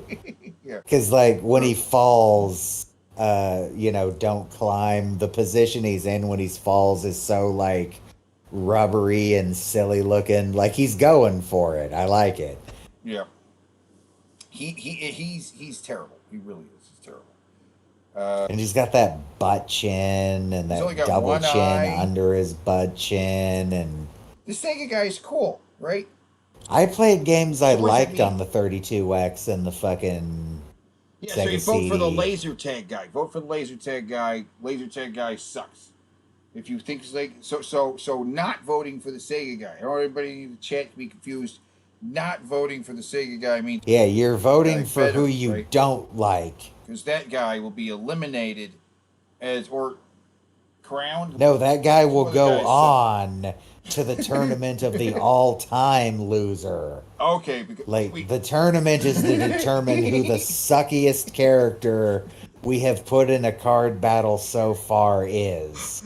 Well, that would be... Well, I guess it's a tie between the dangerous employee and the cookie. Right? I guess we did just kind of fucking determine the winners by accident here. So okay, new rule. No, I got one. I got it.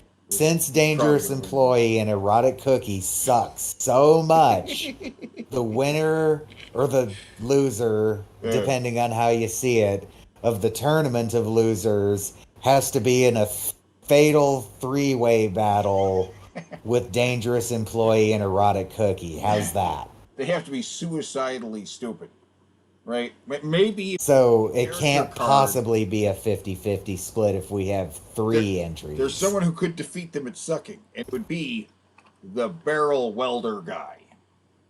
The guy who was welding the barrel. Does he have a card? He doesn't have a card, but we could make a card for a potential dark horse card to take out the biggest losers. It's the barrel. No, because the rules of these tournaments is they have to have already participated in a card clash. Right. Well, we have a whole new set of which is the 4K. Yeah. So you have to be a 4K winner to enter the 5K ranks. Right. So wow, we're actually starting to structure like a real set of rules here. This is so funny for something that we were basically Didn't this start out as making fun of Donald Trump's NFTs? Yes, it started as that, and NFTs as a thing have gone away, and pretty much, right? Yeah, I was talking to Zoe about that yesterday. That like, I still hear about cryptocurrency all the time, but I haven't heard anything about NFTs in months now. Yeah, not even a joke. So like it's completely left the public consciousness. All right, here's the end of the poll, and it looks like Laser Tag is the winner at being the suckiest, but that's I don't know. So Laser Tag guy definitely sucks more. Because we all have a soft spot for Sega here. Yeah, we all love that. So, but the winner is a tie between the cookie and the dangerous employee. They both. Yes, we accidentally determined the final challenge here tonight. in the first round. And that The was the final challenge of this is a 3-way battle with those two. Do we do another poll for a 3-way between laser tag? No. I'm saying at the end of the tournament. Whoever is at the end of the tournament goes up against these two at the same time. Get it? For the next laser tag, or for the next round of losers. No, Teddy. What? We're going to have a bracket, remember? Okay. Laser tag guy is now going to go onto the bracket. Okay. Now, as they progress down the bracket, sucking more and more and more, when it comes to the championship round, it's going to be whoever got through the tournament versus dangerous employee versus erotic cookie. Do you get it now? Okay. It's going to be a 3-way battle, so there can't possibly be a 50-50 split. So we will have some guys come back for the winner's round, and we will have some losers come back for the next round of that. No, just these two, because they double eliminated themselves in the first round. Like, they suck so much that they have to be the final challenge for the losers, don't they? I don't understand how they double eliminated before. How we got a tie for Sega Guy and Laser Tag Guy. Laser Tag Guy totally loses to Sega. I don't know how that... Because last time it was who could kick whose ass. This tournament isn't about who could kick whose ass. This tournament is about, like, just who sucks that much. Yeah. And when it comes to dangerous employee and erotic cookie, again, fate itself is working against them.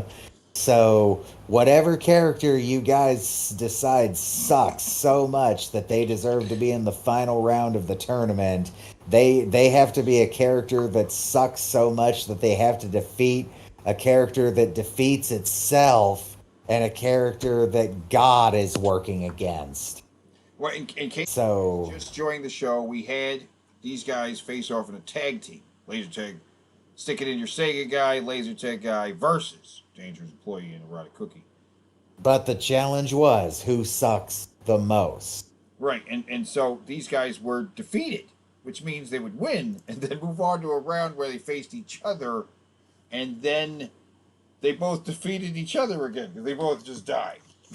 Yes. Sucks so they won the suck competition, but then we pitted them against each other to determine bracket position, and a double elimination occurred between Dangerous Employee and Erotic Cookie, meaning that we had to put a Sega and Laser Tag Guy up against each other instead again, and everybody not universally but mostly agreed Laser Tag Guy sucks more.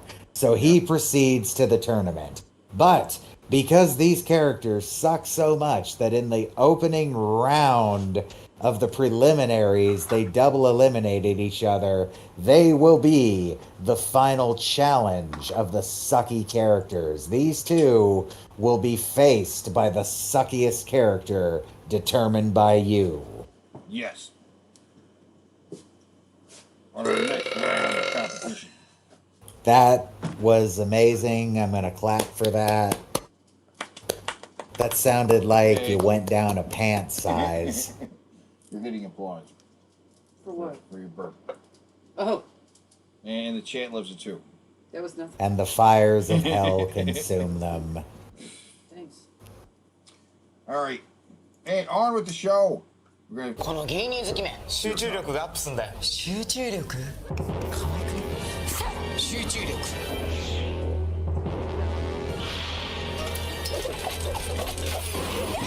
あ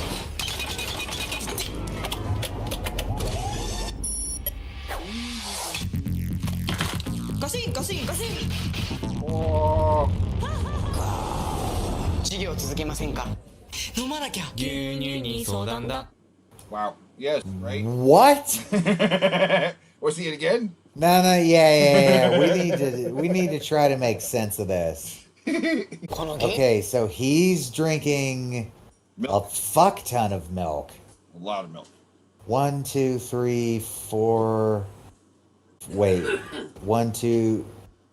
That could be 2 right there. So 1, 2, 3, 4, 5, 6, maybe 7, and then the one he's drinking, and this guy's eating a dumpling, I think. And then he says something which means he's going to pass a note, I think, to that girl back there? I guess so. And the teacher is a ninja who throws chalk. Right.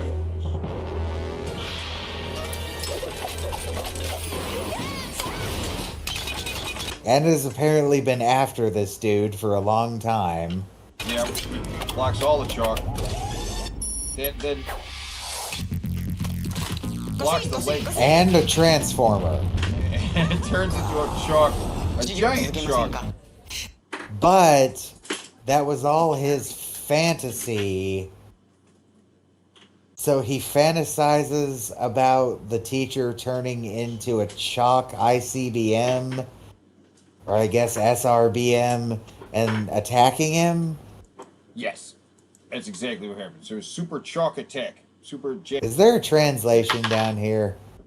Fun fact, it's impossible to watch this only once. I will give that a thumbs up, because that, yes, we immediately rewatched that. Had to watch it again. That's a lot of milk. Improves concentration. She's hot. Concentrate. What about class? Gotta drink milk. Oh, so that's the translation of what's being said. Okay, so knowing that, let's rewatch that one more time. この芸人好きめ集中力がアップすんだよ集中力集中力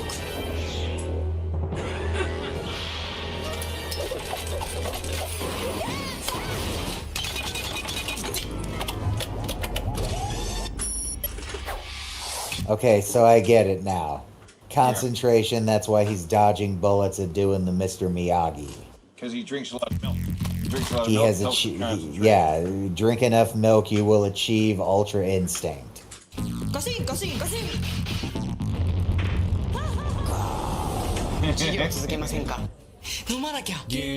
I am giving this video a like because that was a journey. Yeah. Action-packed chalk adventure. Oh my god. Oh! Ah! Oh dear God. I'm hungry. Oh my god. My apologies to everyone in the audience who's afraid of clowns. But I am still going to pause it on the clown. Just to let you drink it in. Look at the clown. It disturbs me that the parts of the face you see when he's closer, like the real face coming through, right? The weird eyebrows, painted over white, the hair that looks like maybe some kind of weird dead animal that's just glued in there, like, you know. If they didn't have as good a fucking fake fur, that's very likely like a real fucking animal. Like you literally caught a squirrel, ripped its tail off. I mean, and that color is probably red, but it's black. Yeah. So it looks really, really sinister. Yeah. Weird. That's freaky. The best breakfast under the big top is post sugar rice crinkles. So crinkly, so delicious, so different. Each grain of rice in sugar rice crinkles. It's just rice. It's It's with just honey and crispy. sugar. Yeah. Okay. It's so good, I crinkle every time I eat it. You crinkle every time you eat it? Yep. No matter what other rice cereal you've ever tried, you'll love Post Sugar Rice Crinkles best of all. Honey and sugar make it different and wonderful. A circus of fun to eat. So you crinkle on down to the store for Post Sugar Rice Crinkles, the greatest cereal treat on earth. Sugar rice crinkles. I don't like the name of that product. If you own an iPod... Yeah, I don't... What the hell? It's the iPhone or digital It's a video TV player, hat. You then wear you it at need TV Hat. Watch Private, TV, watch portable, TV while you're and jogging hands-free. or driving around. you know. You need TV hat. Private, portable. If you're doing this when you're camping, just don't stop going camping. You clearly don't actually want to be outside, so just stop. You're just ruining it for the rest of us. You're the people who complain that we play our music too loud, even though it's the fucking woods and it's none of your goddamn business what we're up to. Well, you got. I do like that massive ass tent back there. Look at that thing. It's a nice tent. Good God, that thing is huge. Portable and hands-free. TV Hat provides a motion picture experience absolutely anywhere. So how does this thing work? All right, so first off, put these earbuds in. Okay. How does it work? All right, and I'm going to take this player and slip it right in the pouch at the front of the bill. And you put on TV Hat. And then last, you slide down the custom lens. Oh, wow. Right? This is so cool. It's a great product. Man, I don't know. It looks kind of weird. This is awesome. Man, let me try. No, get your own. My kids would love this. My husband would love this. Try the product the Wall Street Journal said stood out. Good night, honey. I'm just gonna just go watch. He's just gonna sit there and watch porn. She reads a book, right? Among its peers. Do you need a way to watch porn right next to your wife and get away with it? We've invented the product for you. Here's at the Consumer Electronics Show. The custom magnification lens provides a big screen experience straight from your own iPod, iPhone, or digital video player. You know, I could put my VR headset on and get exactly this, where it feels like I'm sitting, it looks like I'm sitting inside of a theater.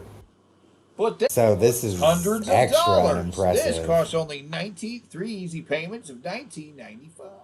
That's true. It did cost me $300, but I don't regret a fucking thing. Player. Getting through a long commute? You need TV Hat. Stuck in an airport? Time flies with TV Hat. Watch what you want on your lunch break. Only with that's TV what any Hat. boss wants to see. Any boss wants to see their employees sitting at the desk with a TV hat on. Want to watch? How is this preferable to just watching it on the computer that's right in front of you? Because it's like being in a movie theater. Sure. Watch what you want on your lunch break. Only with TV Hat. Want to watch the game while the kids watch cartoons? You need TV Hat. The unique shades eliminate glare on your screen and ensure a private viewing experience all your own. You remember portable TVs? Yeah. They were like about the size of a walkie-talkie. Yeah, and they Those... But you had to tune it in like a broadcast signal, black and white usually. Oh, they had color ones. Yeah, the Game Gear had one built in. Yeah. It didn't have one built in. There was an It was an attachment. I can actually probably find a picture of that. Right, but I mean, it was built in. You had to get the tuner for it, but the thing didn't do anything other than give you a TV tuner, because everything else is already in there. You know what I mean? Like it's a TV. And you'd put that on top of your Game Gear, and it functioned very much like a radio. And it had an antenna you'd hold out, get that right signal, and see if we can get a picture of someone. Yeah, that's the picture they always used as the advertisement. You can watch football on your screen, and it's basically, I think that's the same aspect ratio of the TVs at the time. And they did work, but the unfortunate thing about it is nowadays, this isn't good for anything. No, you're not going to get it. You're not going to get a signal off it. Unless you do what this person just did and plugged your TV tuner into a digital converter. Right. But if you can do that, that's actually the video signal. You could take that and you could like put any kind of video signal on it. You could potentially find a way to miniaturize one of these and attach it to this thing. There's probably a way to do that. Because it's got the regular video plugs on it, I'm saying. And it goes into the top. You could put any kind of video on there you want to. plug it into a DVD player. Oh. Your Dreamcast into your Sega Game Gear. And have you ever seen a white Game Gear? yeah, it's Japanese only. Is it okay? We had I think they had a couple colors. I think there's also a blue one. But yeah, in America we only had the black one. Well, it's not black; it's a dark gray, right? And I still have my Game Gear. Very happy with my Game Gear. It's cool. What? This right here, this is what I was talking about. I think that is, not exactly. No, not the one my dad had. But yeah, you get TV signal. Nice. That's basically a Game Gear without the video game player. Yeah. Just the TV in the palm of your hand. Yeah, even back in the 90s, we were looking for a way to carry our entertainment with us. Oh, yeah, we had these little fuckers, too. Small TVs, yeah, there's... little itty-bitty TVs that you could, like, put on your... Like, you take one of these camping with you, generally. Yep. And it was like a little TV. It's about the size of a radio. They shrunk it down quite a bit at this point. But, the technology used to be pretty fucking big. I'm trying to find a picture where we can get a size comparison, because here's someone holding one of the handhelds. Looks like a walkie-talkie, but that like... one right there, the one that has the picture of the box next to the power plug. There we go. Yeah. Now, that's an older one, too. See, that's pretty big compared to... in the back. So it's fairly old, but it's color, and it's nice. And they do have it plugged into a VCR. Yep. So they have a video signal going to it rather than relying on the antenna. It probably doesn't work anymore. The antenna. They were usually battery powered. They would have an option to connect it, like if you had a generator or if you were using it at home, but like they would usually have some kind of a fucking battery power. Yeah, now you could find these at the thrift store, but the problem is if it doesn't have a video signal going in, you can't. It doesn't really do anything. It's just a lump of plastic. Right. To get it working, you would have to get into the thing and make some electronics conversions to make it pick up digital signal instead of analog signal. There might be some analog. Scroll up a little bit. Right there, the one on the lower right. Small, very tiny one. There you go. Click on that. Yeah, very tiny one, actually. Ooh, 6 best reasons to have a portable TV today. Today? Why is that? Yeah, look at that one. That was so small. So small, funky. Portability, convenience, entertainment on the go. Is this satire? This is silly. Bottom line, blah, blah, blah. Okay, yeah. I just want to see the picture of the thing. It's so small and cute. Oh, look at that. They still make them. Now they do make them with modern technology. Yeah, and so that's a portable TV like today's portable. That's fine. But the actual thing don't work anymore. The new ones, if they do work, that's cool too. Because I had no idea this was a continuing tech because, smartphones and tablets exist. Right. But, it picks up broadcast television. Interesting. It's free. Yeah, well, yeah. It's not what the TV Neat. Hat, though. The TV hat is nothing. It does nothing. This is stupid, yes. The fucking... Yeah. This... I've never, ever seen somebody use one of these, so I have to assume that this product totally fucking failed. Order your own TV hat or visor in red, white, blue, khaki, or camo. TV hat is the perfect exercise companion. TV hat is durable and portable, great for taking on the road. And when used with your iPod or iPhone, TV hat is an exciting virtual reality gaming experience. see, it's reality. cocksuckers like this that did irreparable damage to mobile VR. It, like, people think that if you get like an Oculus Quest 2, you're gonna get something like this, and it's nothing like this. Having a Quest 2 is like having a virtual reality And console. I thought this was 1995. I was joking. I thought it was 1995. It's $29.95 for the TV hat. It's just a hat with some extra. With a lens in it. Yeah. And some flaps, yeah. Yeah, it's not 1995. 1995 is kind of expensive as it is for a hat. But whatever. Maybe it's not. Private, portable, and hands-free. Maybe most of the price comes from the plastic used to make that lens. I don't know. Maybe it's or a they're good just price for ripping it. people off. Yeah. Because I've used the whole fucking plug your phone into a headset thing VR, and it sucks. Free, TV Hat is the video viewing gear to get you in the picture. Yours for the low price of $29.95, TV Hat provides hours of fun, relaxing Hours of entertainment, and a bigger, better, hands-free viewing experience. Order Bigger and yours better today. than what? What are you comparing that to? It's just bigger. It's better. Bigger and better than what? What are we talking about? It's a TV hat. What are we?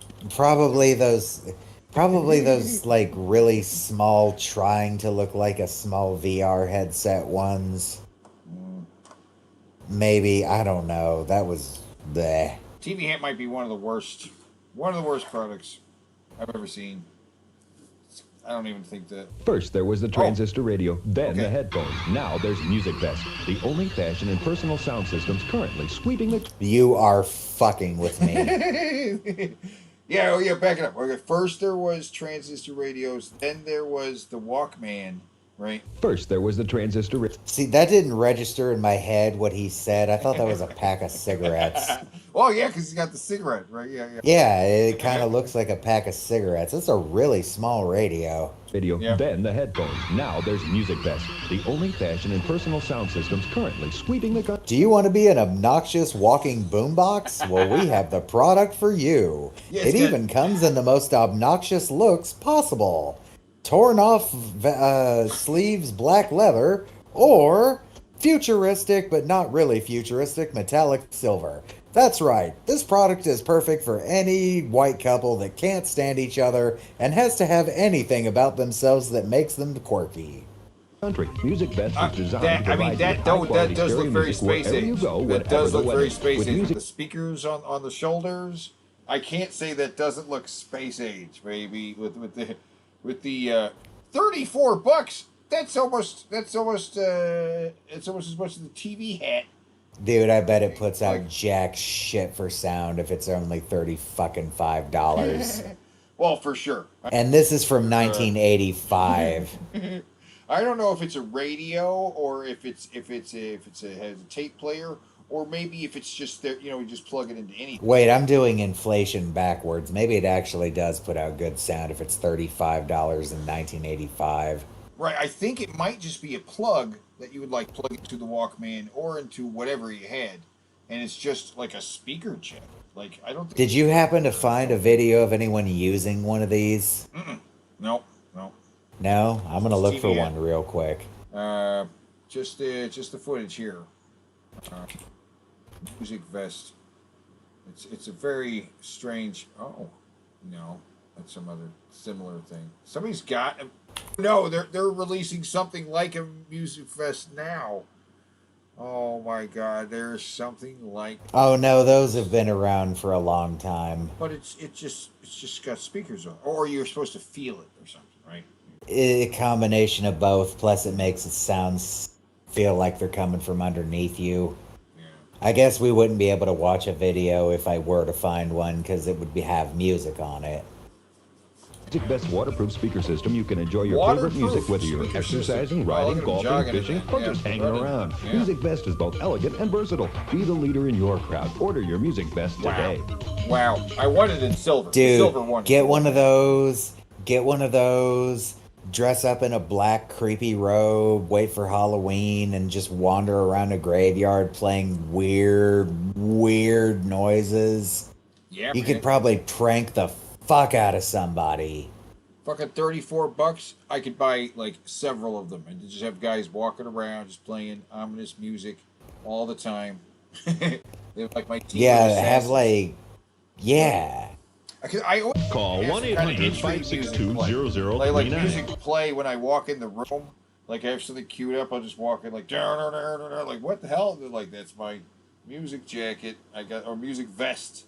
It's music vest. Hold on, let me check one more thing. Let me see if it's possible to buy one of these. Music vest. No. Music notes on a vest. Let me add speakers to the search.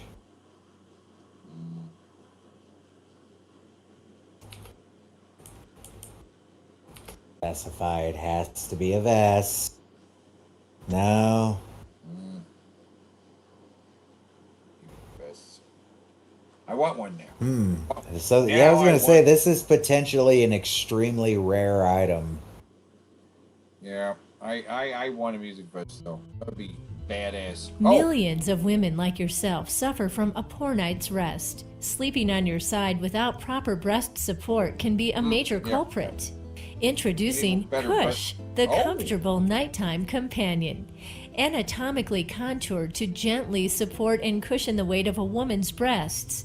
Cush maintains a more natural shape while resting on your side. See? No straps, There you no go. underwires, no constraints, no adhesives, and no garments needed. The slip resistant. Sure. Ladies in the chat, do you want to be titty fucked all night long? Then this is the product for you. Do you want to feel like you're getting titty fucked by a not quite well hung man?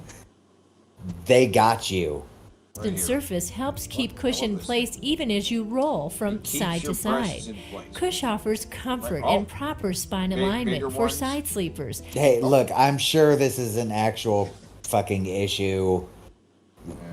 Because I hear women fucking complain about back problems because of their breasts all the time. But, like, couldn't they have found a better design than this? 'Cause I don't know if this works to do anything. I don't know what this does here to help support. You know what I'm saying? I don't understand. How does this help Pregnant with back women, support? nursing mothers, and post-operative recovery. Call 1-888-OWN-CUSH or shop online at cushsupport.com to order your... Oh, colors nude, mocha, and ebony. So you can choose white guy, Mexican, or black guy to be titty fucked all night long. That's right. All night That's long. $55 though. That's pretty expensive. This is more expensive. $55 for a fucking The speaker vest. half a Or dildo? the TV hat. Like legit, could you get this same effect with a dildo? Probably. Or Cush, starting at... can of Coke. Can of spray cheese. If you wake up a little hungry, just, you know, reach down, get some spray cheese, go back to sleep. Yeah, or... Dude, I was craving some spray cheese. I don't usually. I think it's kind of gross most of the time, but I was craving some. I saw it for sale at fucking Walmart. It's like $5 a can now. It's too expensive. It's very... For spray cheese. It's not good cheese, but it's you're paying for the convenience. Right? That's what you're... What convenience? I can slice cheese. Yeah, but you just go on a cracker. There was no easier way to get cheese on a cracker. I'd rather just put real cheese on a cracker than... If I'm going to pay that much, I'm going to get real cheese. Look, even doing the whole Lunchables thing, you could time it. Like, I opened the Lunchables, put the cheese, the cracks, but you know, with the squeezy cheese, there, I did it faster than you. Faster. I'll beat you. You want to have a race? See who can put the cheese on the cracker quicker? There's nothing faster than the squeezy cheese. It's easy cheese. I kind of want to see this race done now. There's got to be somebody out there who thinks they could do it quicker. Yeah. Spray cheese is NASA shit. The X factor is getting the meat onto the cracker. That's right. No. So spray cheese is designed by NASA. They designed an aerosol cheese. Oh, is it really? Yeah. I always thought that was something people made up. No, they needed some kind of the aerosol cans themselves was like space technology. I'm like, hey, spray stuff. Compressed air, and then using that to spray cheese beat the Soviets. That's right. Spray cheese is what helped us beat the Soviets. The Soviets were using roll-on cheese, which is the wrong way to go. We got the aerosol cheese. We're good to go. Instead, they're over here going like, it's the roll-on. Well, Americans know how to eat. Russians eat borscht. That's all I'm going to say about that.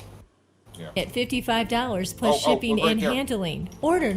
We got the biggest one. It's a big brown one, right?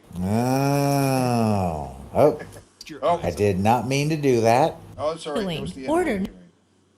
But yes, you can. If your tits are enormous, we've got a 2-liter sized one for you. Which again, couldn't you just use a 2-liter? Yeah.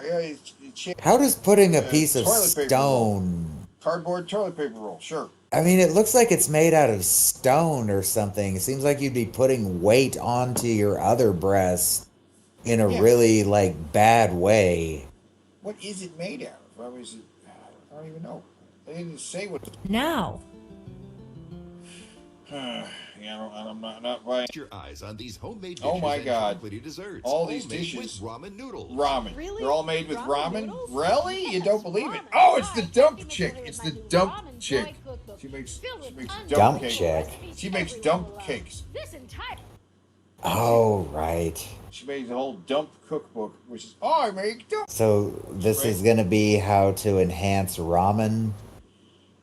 Really, if you back it up, look at what they say you're making ramen out of it, and really look at the ramen noodles? Really, Dishes and chocolate. yes, Your ramen eyes on- desserts, ramen tacos, ramen burgers, ramen, whatever those things are that you dip in, you know what I mean? They look like little fried taters that you dip in some stuff.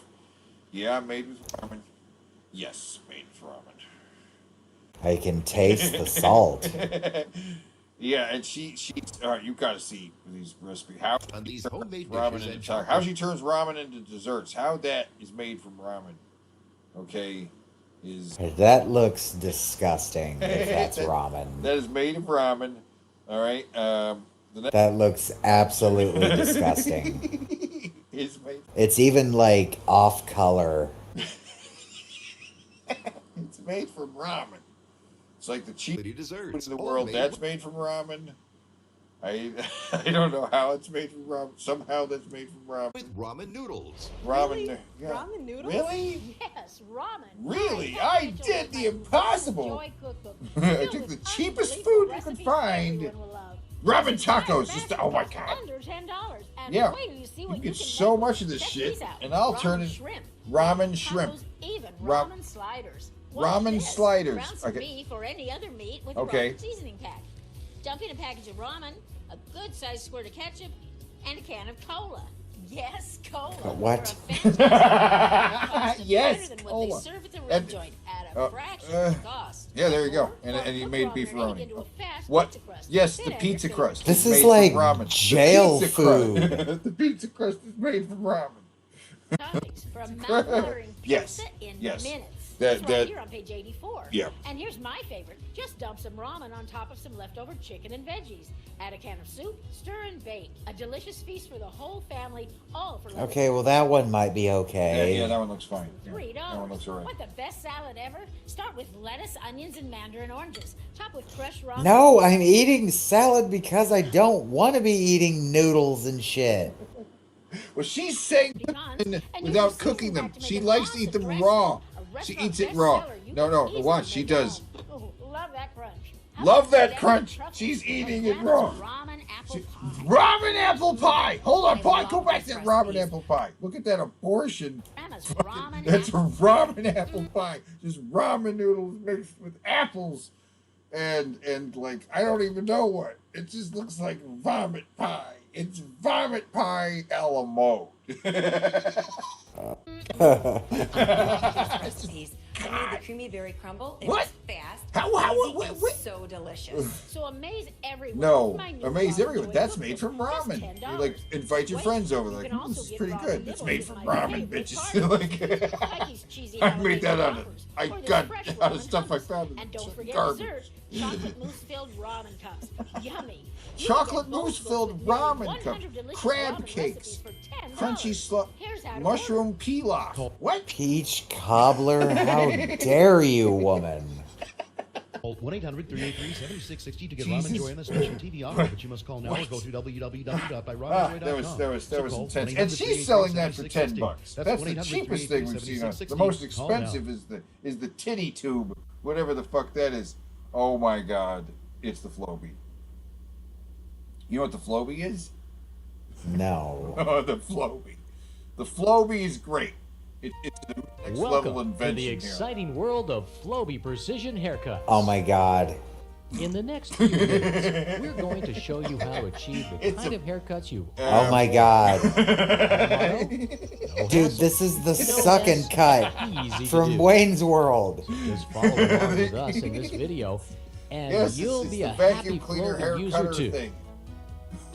Suck and cut from Wayne's World. That's it right. sucks while it cuts. It's the suck and cut. It's highly That's right. recommended that you watch this It's the video all the Floby. way through at least once Whoa. before doing anything. This guy and too. the second time Yeah. around, you can actually start assembling Okay. your Floby. Wow. You hook it up to a vacuum cleaner. First, let's All open right, the let's box see what up this thing. and take It's a look a at tube. what we have inside. Wow. Okay, this is what you get in the box. This is the Floby. Whoa. Jesus Christ. Here is the cutter head. Oh, and Jesus. the other end is where you connect your vacuum to the hose. Oh my god. If your vacuum doesn't fit tightly, Oh, you can you use get- this universal adapter Ooh, to get a better fit. Sexy. You may want to use it anyway. Oh, you may want to use it. Here is the power supply. This large end plugs into the wall. Right. And the small plug at the end of the cable connects Yeah. to the hose end of the Floby. Sure. You will find a bottle of special Floby synthetic lubricant oil. Oh, synthetic And you will lubricant need to oil. put Oh, 3 nice. drops on the blades 3 drops every on the blade. other time you use the Floby. Every other time. Okay. You will also find the instruction manual, which we encourage you to read before using your Floby. Right. Sure. And there's also a warranty card in the box that you're requested to send in to activate your warranty. Remember, your Floby is unconditional. I gotta hear the rest of this, but I'll be right back. Riff with the audience for a second. It's a vacuum cleaner. Yeah, you hook it up to any vacuum cleaner, guys. Any vacuum cleaner that has a hose attachment. Yes. Taste that crunch. Yeah. She's eating ramen. She was eating uncooked ramen. She loves the crunch of uncooked ramen, which is insanity. Pure insanity. Can I eat plastic food instead, please? Yeah, you can eat plastic food. Yes. The Girls Gone Wild commercials from the early 2000s that came on the PBS UHF channels after 4 a.m. Whatever happened to those? The Girls Gone Wild commercials. That's right. Yeah. Hey, Girls Gone Wild infomercials. It'd be a half-hour block where they would just play Girls Gone Wild commercials and then intercut it with Girls Gone Wild, and then they cut to, hey, there's Girls Gone Wild. It'd be something. Yeah. Imagine getting hair implants to help your acting career, but this is the only work you can get. Yeah. You get hair implants, and then you're doing Floby commercials. Well, now you can get hair Floby commercials because you got a full head of hair. Djibouti Dubs does a crazy parody of the ramen lady. Really? Djibouti Dubs does a parody or dub on the ramen lady. Ramen lady's nuts. I don't know how she's making all this stuff out of ramen, or why you would want to. That guy got sued big time. What? Which guy? The Floby guy, or the ramen lady?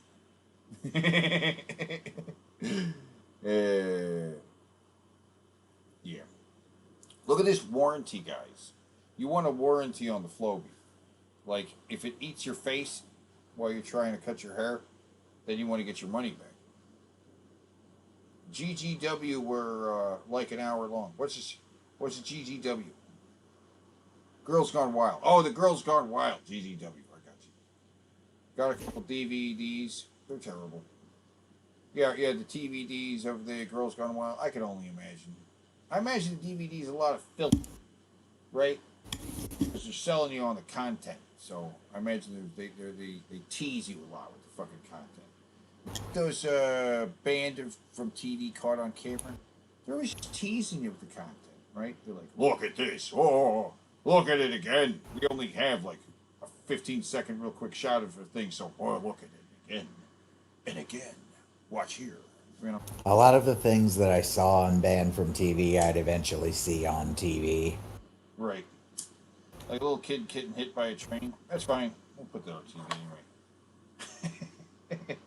I don't remember a little kid being hit by a train, but I do remember a woman getting hit by a train in the first one and getting fucking obliterated. I feel it's a very important video for everyone to see. You really need... That video will drive home to you the concept of mass. Yeah. Don't... Because I'm not even talking like she exploded. Just exploded. Yep. Vaporized, guys. Guaranteed for 1 year. If anything malfunctions, just follow the instructions in the instruction manual. If after the year is up and you happen to need service, just send it to us in San Diego and we'll be glad to repair it for just $20. Yeah. We'll fix anything wrong with it. Now, let's get familiar with the spacers. This will be the one most important part of your learning process. Familiarize yourself with the spacers. They are the key to great-looking haircuts. You're out of beer. Well, you could try rubbing alcohol Now, like each Jared spacer Genesis, has but I two hear that's pins bad and for two you. slots that fit together. Practice putting them together and taking them apart. Practice? Hint. Gently pinch the tabs together while holding the other part at the ends, just like this. Okay. Practice though? I cannot believe Now, this has a starting at the 10-minute top of the head, instruction select video. the proper I know. spacer This is by like- holding the it's the spacer spacers, or right, yeah. combination of spacers Uh-huh. with Or a the foot combination attached of against the spacers, scalp. right. Then, change spacer combinations until 1/2 inch is sticking out above the spacer. Remember, longer spacers, longer hair. Shorter spacers, shorter hair. Oh my God. Now, Oh, notice the hair my sticking God. out at the top. Yes. This is what Yes. we are going to get cut off. Some people like to get really? comfortable with the Flowbee by making the spacers too long so that no hair can be cut. This is a good exercise because it demonstrates for sure that you can have it any way you want with the Flowbee, and it will not cut it too short unless you tell it to by choosing the spacers that are too short. Do not ever cut more than 1/2 inch at a time. This is very important. While you're trying out various combinations of spacers, Could it possibly be because your hair will get sucked up to it and get really tangled, just like the suck cut in Wayne's World? Yeah, I think so. They say only have about a 1/2 inch stuck out. So this is not for cutting off long lengths of hair. Mm-hmm. Right. you and can so, also yeah. take a look at the sides and the back. These will Oh yeah, let me tell you, you're gonna get that styled hairstyle she has right there with this product.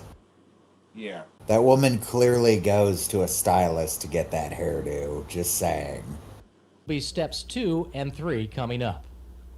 Now, There's some layers people happen and to shit. have one length hair all over their head, and that just makes it a little bit quicker for them. What's he look like he's doing? The great thing there? about the I mean, Flowbee it's just is such that a you weird can cut your hair thing to be any doing way you to yourself. want. You know what I mean?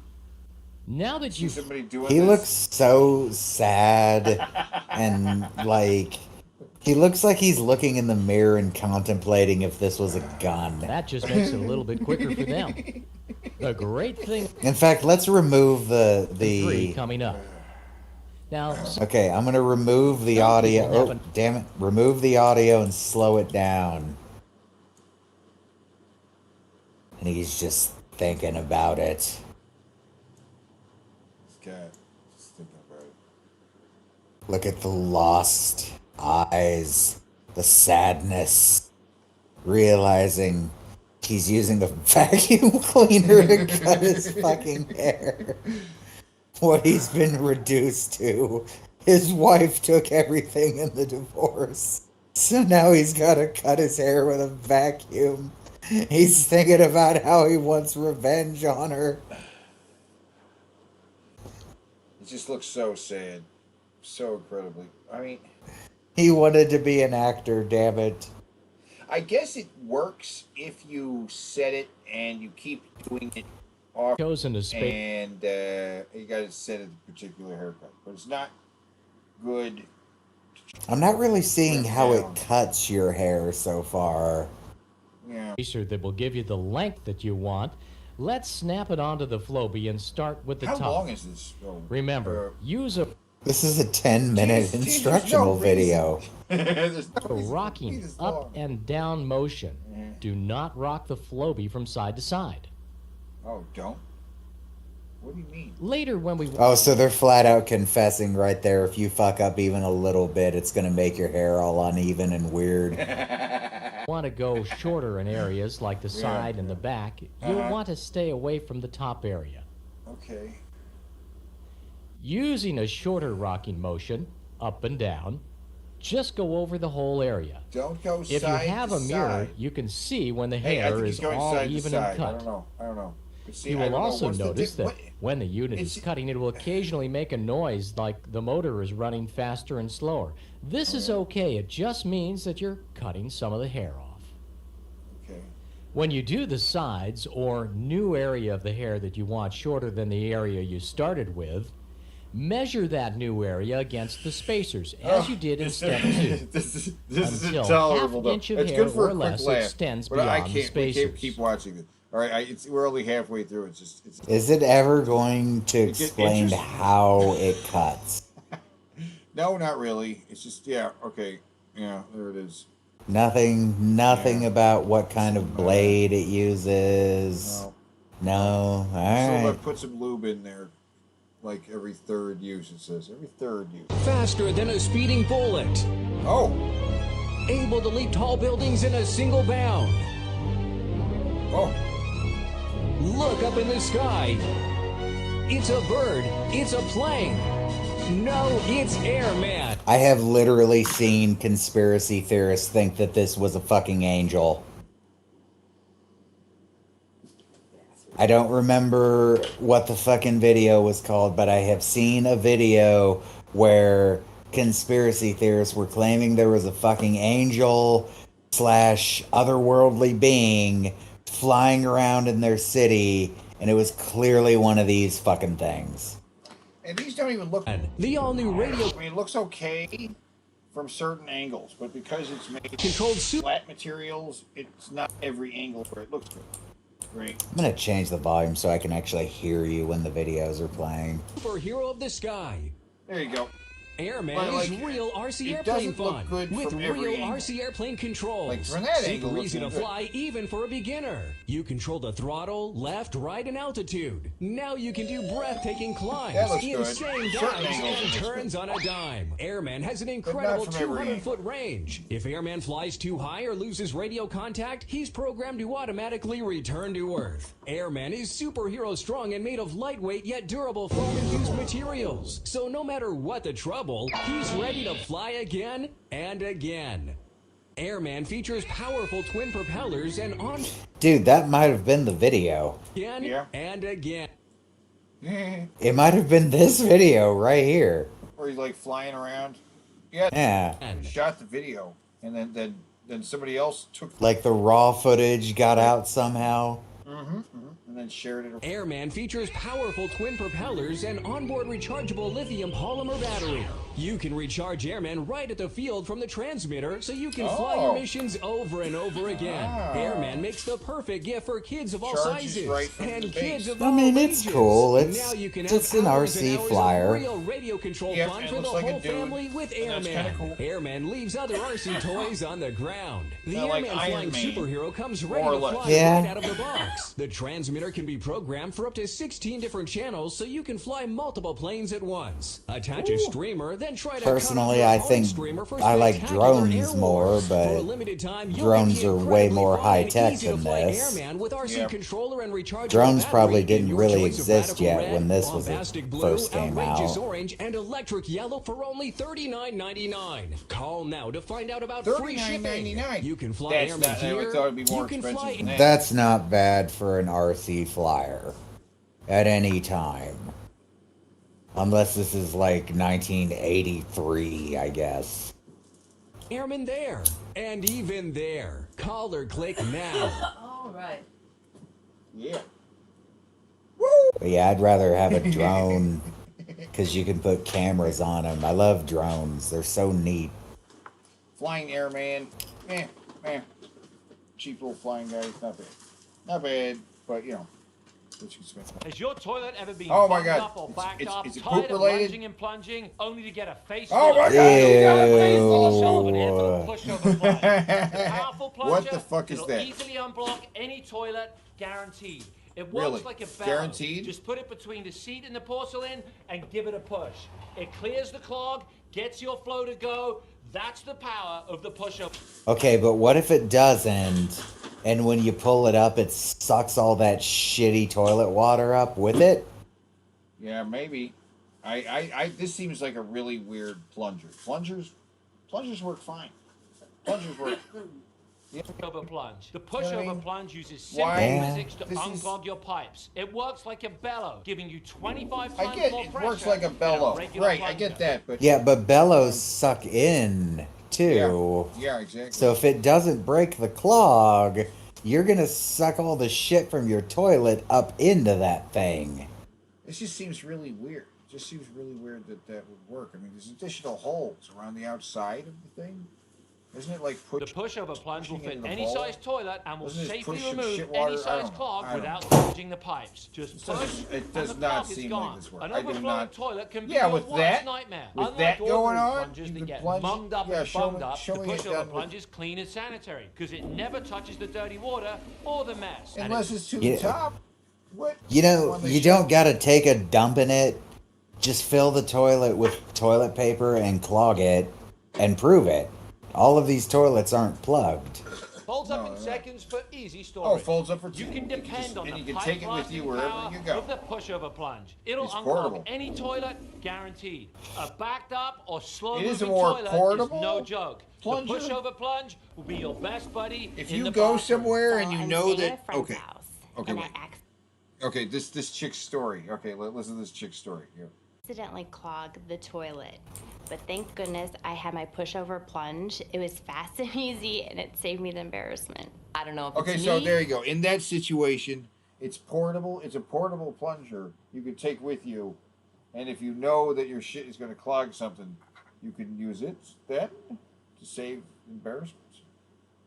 Right. Alright. Or my toilet. I don't think I would carry a plunger with me everywhere I go. That thing has been on a toilet. Just, that's been freshly shit in. Just no. But now I have the pushover plunge, so I don't have to worry. That's right. My barbecue nights used to turn into a toilet nightmare. But with the pushover plunge, my toilet troubles are gone. Barbecue nights are back. Just eat some fiber, you weird fuck. Eat some avocados. Those will make you poop. People having some. If you go number 2 sitting down, you don't know squat. What? Squatting has been the natural way to go since the dawn of time. The modern my toilet God. has changed this ideal angle, and humans have suffered health problems Yeah, ever since. yes, the modern Introducing age the has step caused and new- go. The step and go. This is the squatty potty, but not. It is. Is this the Squatty Potty before they called it the Squatty Potty? It might be. Like, the Squatty Potty is a better name than the Step and Go. Because that's kind of gross. It is kind of gross. Step and Go. I mean, it's literally the exact same shape and everything. And they have patents on that, so... It puts your body in the proper squatting posture for better, healthier elimination. When standing or sitting, our bodies are designed to keep waste in. Much God damn it. The Step and Go's healthy squatting method straightens out this kink and allows for less strain and more thorough results. Using the Step and Go can help relieve hemorrhoids, straining, and allow for more complete elimination. Just a healthier way to go. Yeah, he took a nice big dump. Step and Go has helped me lay off the laxatives. I definitely feel healthier. You know, Step and Go for me is a better way to go. It's more natural and more Better way to go. Better way to go. Numerous case studies show that more thorough elimination can improve your overall health. The squatting angle achieved with the Step and Go helps relieve straining and allows the digestive... I gotta know. Is Step and Go Squatty Potty? Is Step and Go Squatty Potty? Squatty Potty. Step and Go. Okay, I assume there will be a Wikipedia article about these people.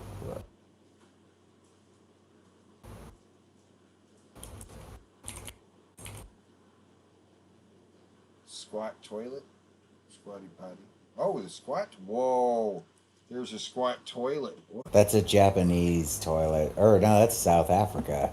Whoa. There was an article for the Squatty Potty, though.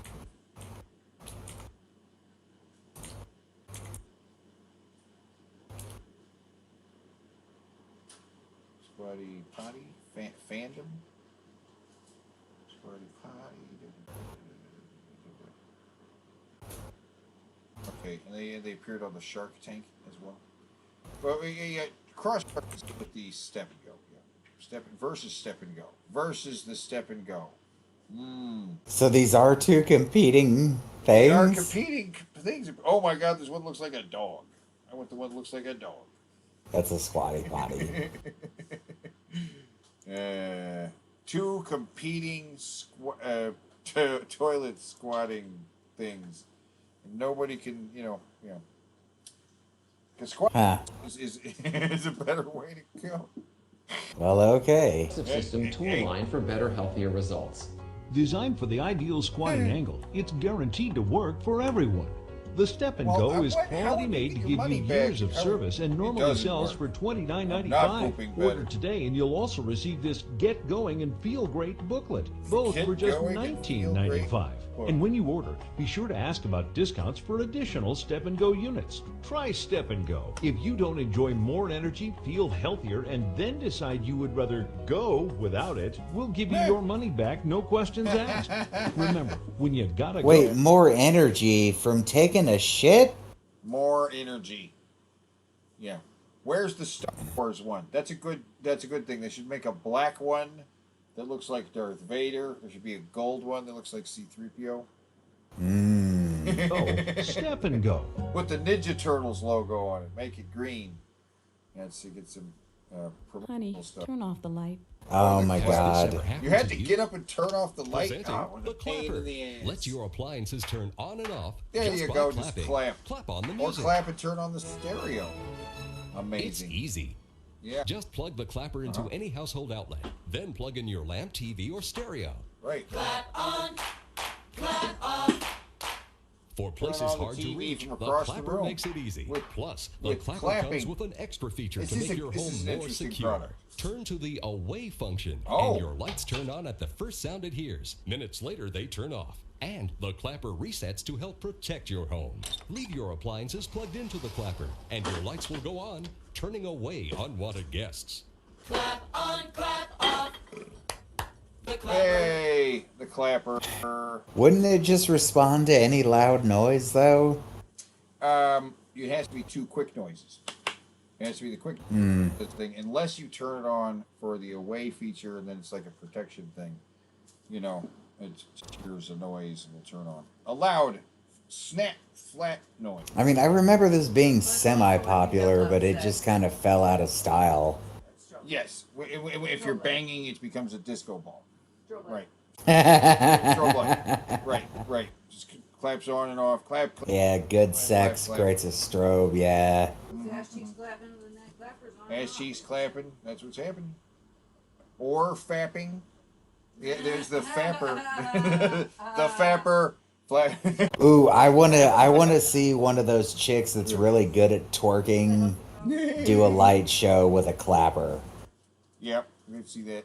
Ken French is oh my God! What about this guy? 721 claps a minute. With the clapper, I only need 2 claps. Clap on, clap off. He's the world. Claps things on, claps things off. What clap a- on the music. Wait, fuck. The world champion Ken French clapper. is the world-class clapper. 721 claps a minute. What a weird thing to be known for. 21 claps a minute. This guy is the super clapper. And they got this guy to endorse the clapper? Well, this guy is the world clapping champion. He's the authority on clapping.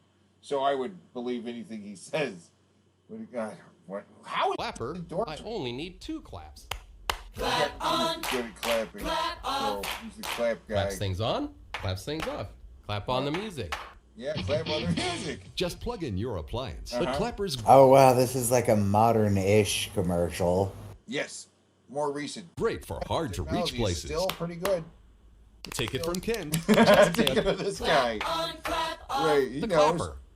Available at Rite Aid, Yeah. Walgreens, CVS, and Kmart. Awesome stuff. Ken French, Oh my God. world-class clapper. 721 claps a Oh my minute. With the God. clapper, I only need 2 claps. He is the clapper Controls 2 man. appliances. One with 2 Oh my claps God, and it's the one with 2 3. clapper clap And thing. now Wait, it's talking 3 Darth clap. Vader Oh, clapper. and it's a Darth Clap Vader on your lamp clapper. and hear Vader say, "The Force is strong with this What? one." Clap it off and here, you underestimate the power of the dark side. Wow. Look for the clapper. Wow. Available I want the at Darth Target, Vader Walmart. clapper. What did the fine print say there? Product emits official Darth Vader dialogue, but they couldn't use it in the fucking commercial. Right. Couldn't use it in the Estimate the power of the dark side. Just saying what Look it for says. the clapper. But they Available play at clips from the Target, movie. Walgreens, CVS, and Walmart. Makes it Wait, I want the great. double 2000. clapper. Ken French, Oh my God, world-class this clapper. fucking clapper guy. is- That one was 2019. This one's 2022, apparently. Yes, brand new 721 claps a clapper shit. minute. Come With out, the new clapper, clapper shit all I the only time. need 2 claps. Double clapper. And now, Bob Ross talking clapper with Nightlight. Clap 2 times Clap. to turn your lamp on and off. Oh. Clap 3 times to turn on the nightlight. And hear Bob Ross say in his own voice, Painting does nothing else. It should make you happy. clap the nightlight off and hear. You have to have dark in order to show light. Get these clappers at clapon.com wow. and I Amazon. want the Bob Ross clapper. That's the one I want. It's I kind of want one of those. Just because I like Bob Ross. Woo! It's time for the history of rock and roll.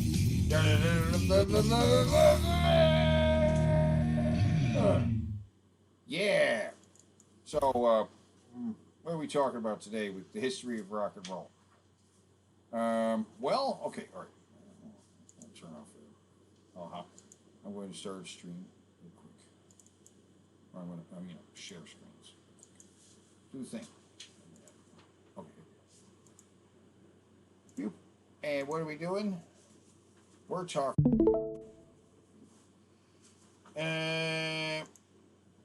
The best-selling albums of all time. Right? Yay. You excited? Yeah. Okay, yeah, sorry. Oh, sorry. The best-selling albums of all time. You excited? Oh, there's going to be some big disappointments in here. Yeah, it's kind of... There are going to be things that make people very sad in this list.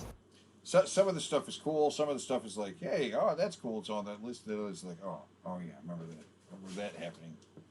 Okay, we're only going to go to the top 20 because when you start getting below there, it starts to become very questionable as far as the numbers. Like, I'll tell you something depressing about selling albums right now. The best-selling comedy person is fucking Jeff Foxworthy. Jeff Foxworthy. Oh my God. Oh, yeah, that's right. That makes sense. That does make sense. But the best-selling album of all time, number one, pretty easy. I'm sure you know what it is. right? I don't actually. It's Thriller. Michael Jackson Thriller. Oh, really? Still? Yep, still holds the title. And it's like I'm not incorporating streams and downloads and stuff like that. I'm talking about album sales. So this we're gonna see a lot of old stuff here, just because it's from the period of albums. It's not just vinyl, but things on CDs and things on cassette tapes, right? And not so much the modern era, I guess. There is still some stuff that's recent, somewhat recent. But yeah, Michael Jackson's Thriller. It's sold like 70 million. It's gone 35 times platinum. Damn. And it was on the charts for years because it was like he kept milking it.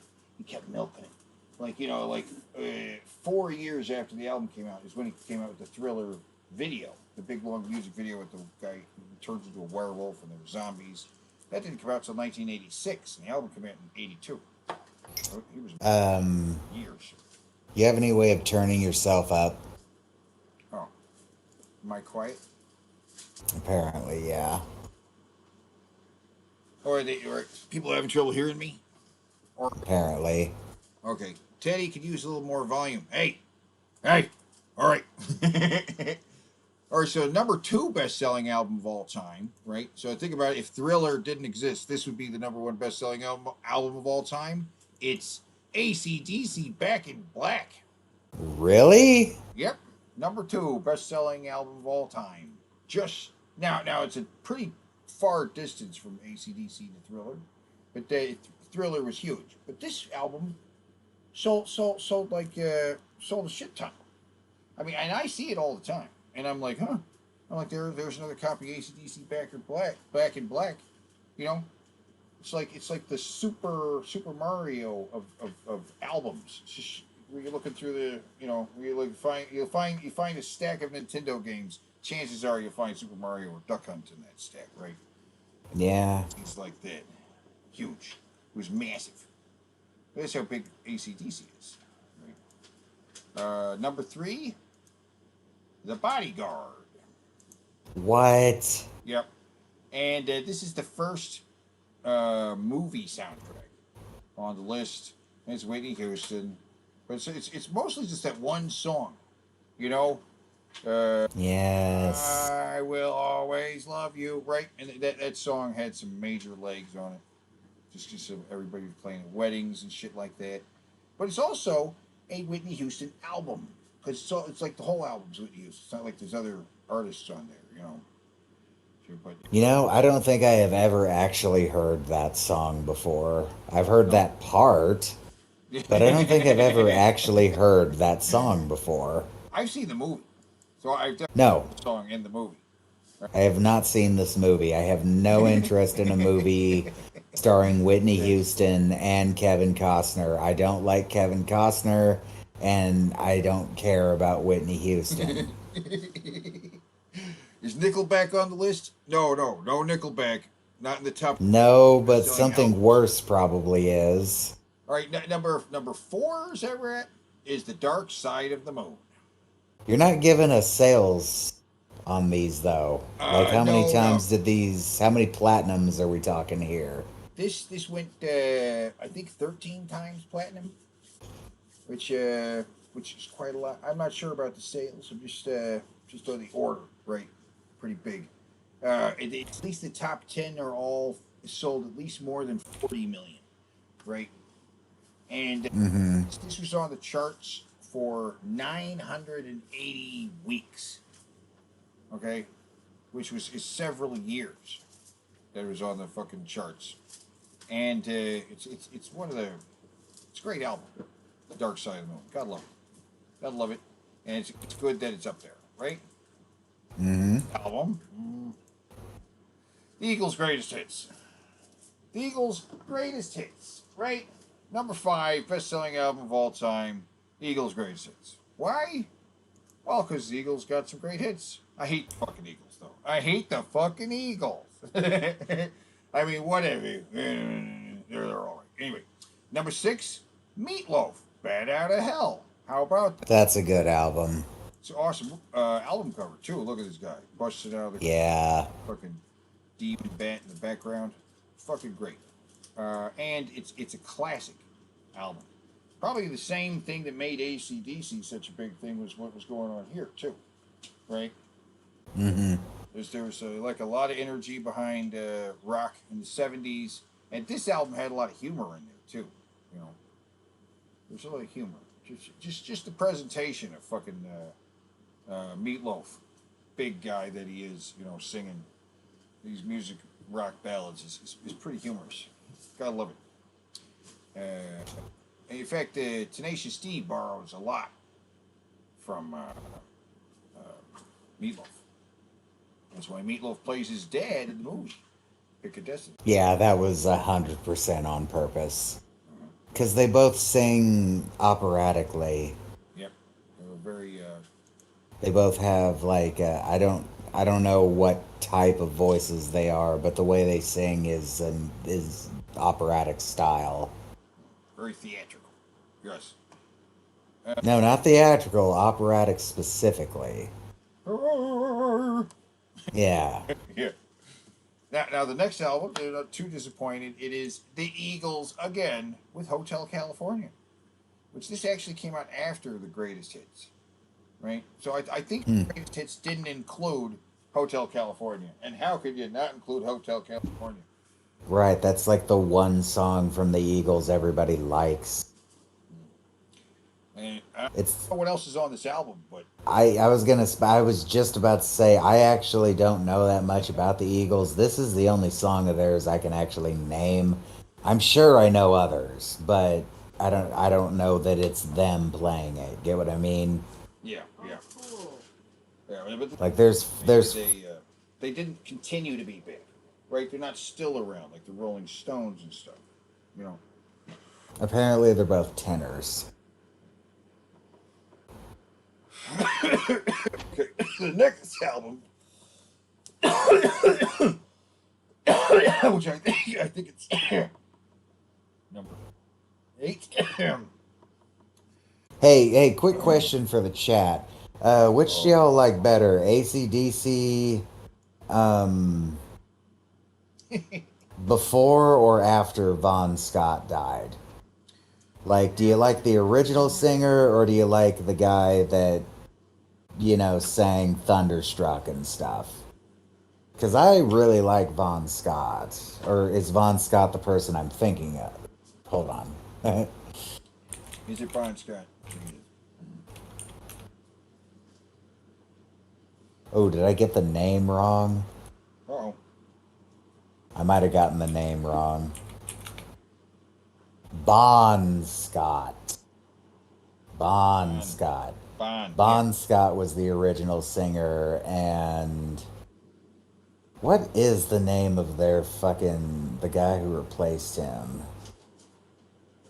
Brian Johnson. Brian, yeah, I don't know the names. I don't know the names of the guys. I don't know the name. I know the. Well, I knew his name. I was just off a little bit, you know. But like, I love the song "Big Balls." I love that song. That's a good song. Or "Dirty Deeds Done Dirt Cheap." That was. Oh yeah, that was Bond, wasn't it? Yep. That's I like the guy. I like Brian Johnson. It's just he kind of does sound like he's having his nuts squeezed all the time. Mm-hmm. And of those songs from the Bon Scott era, they still do TNT.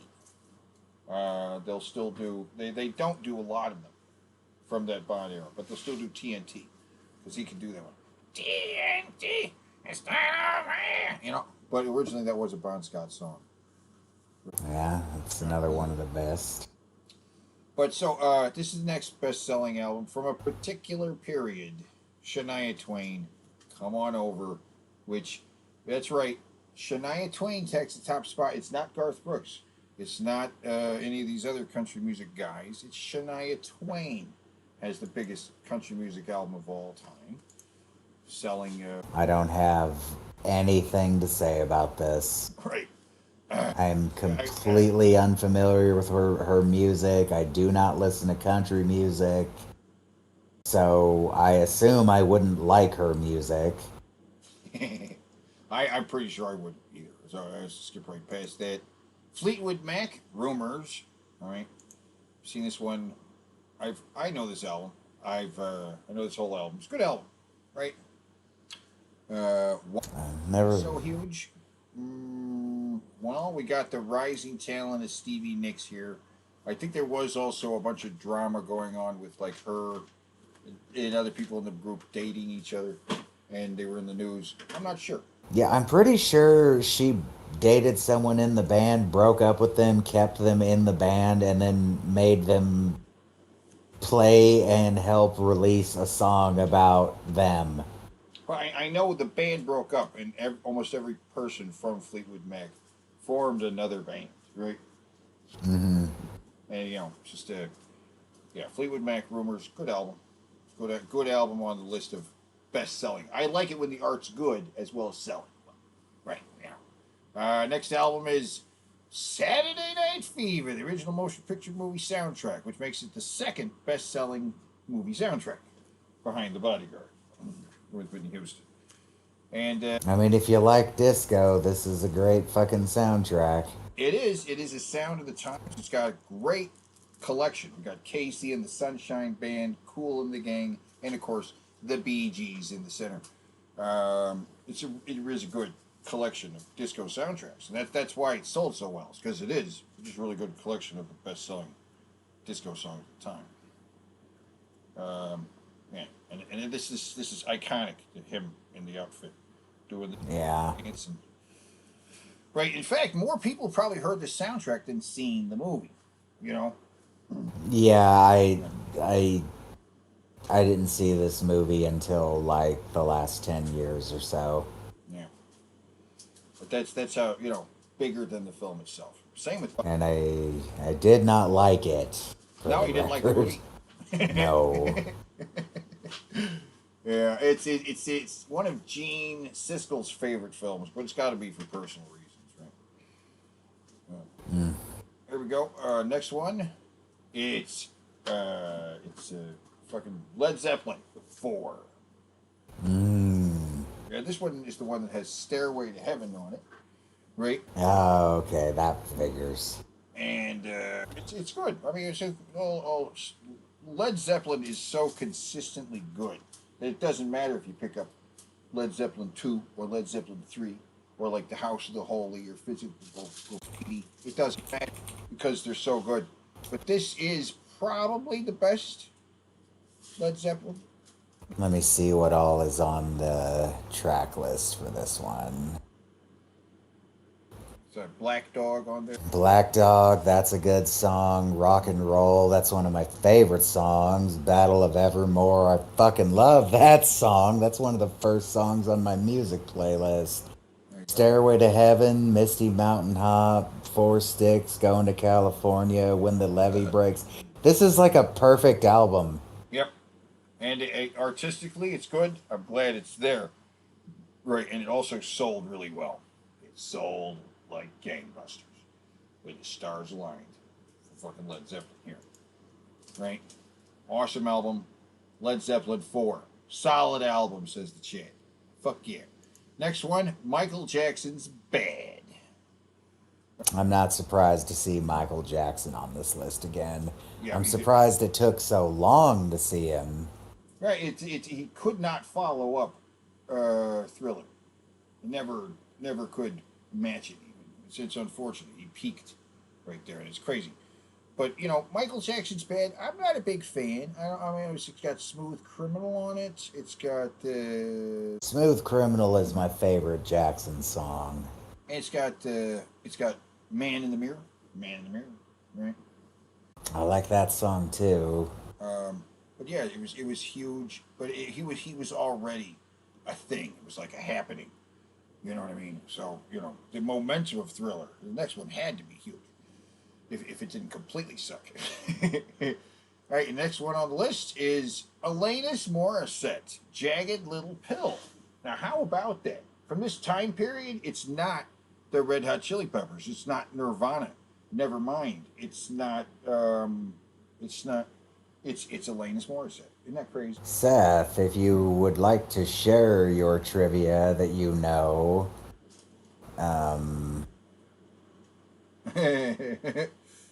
I've just given you access to the show voice chat. If you would like to jump in and share some of the trivia you know.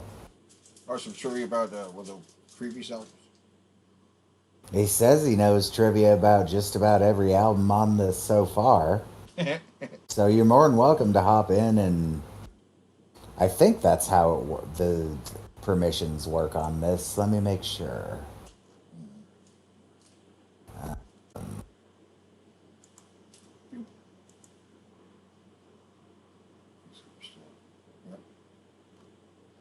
Oh, it has to be specific people. Okay, so now you have access to the show. You have the key to come in.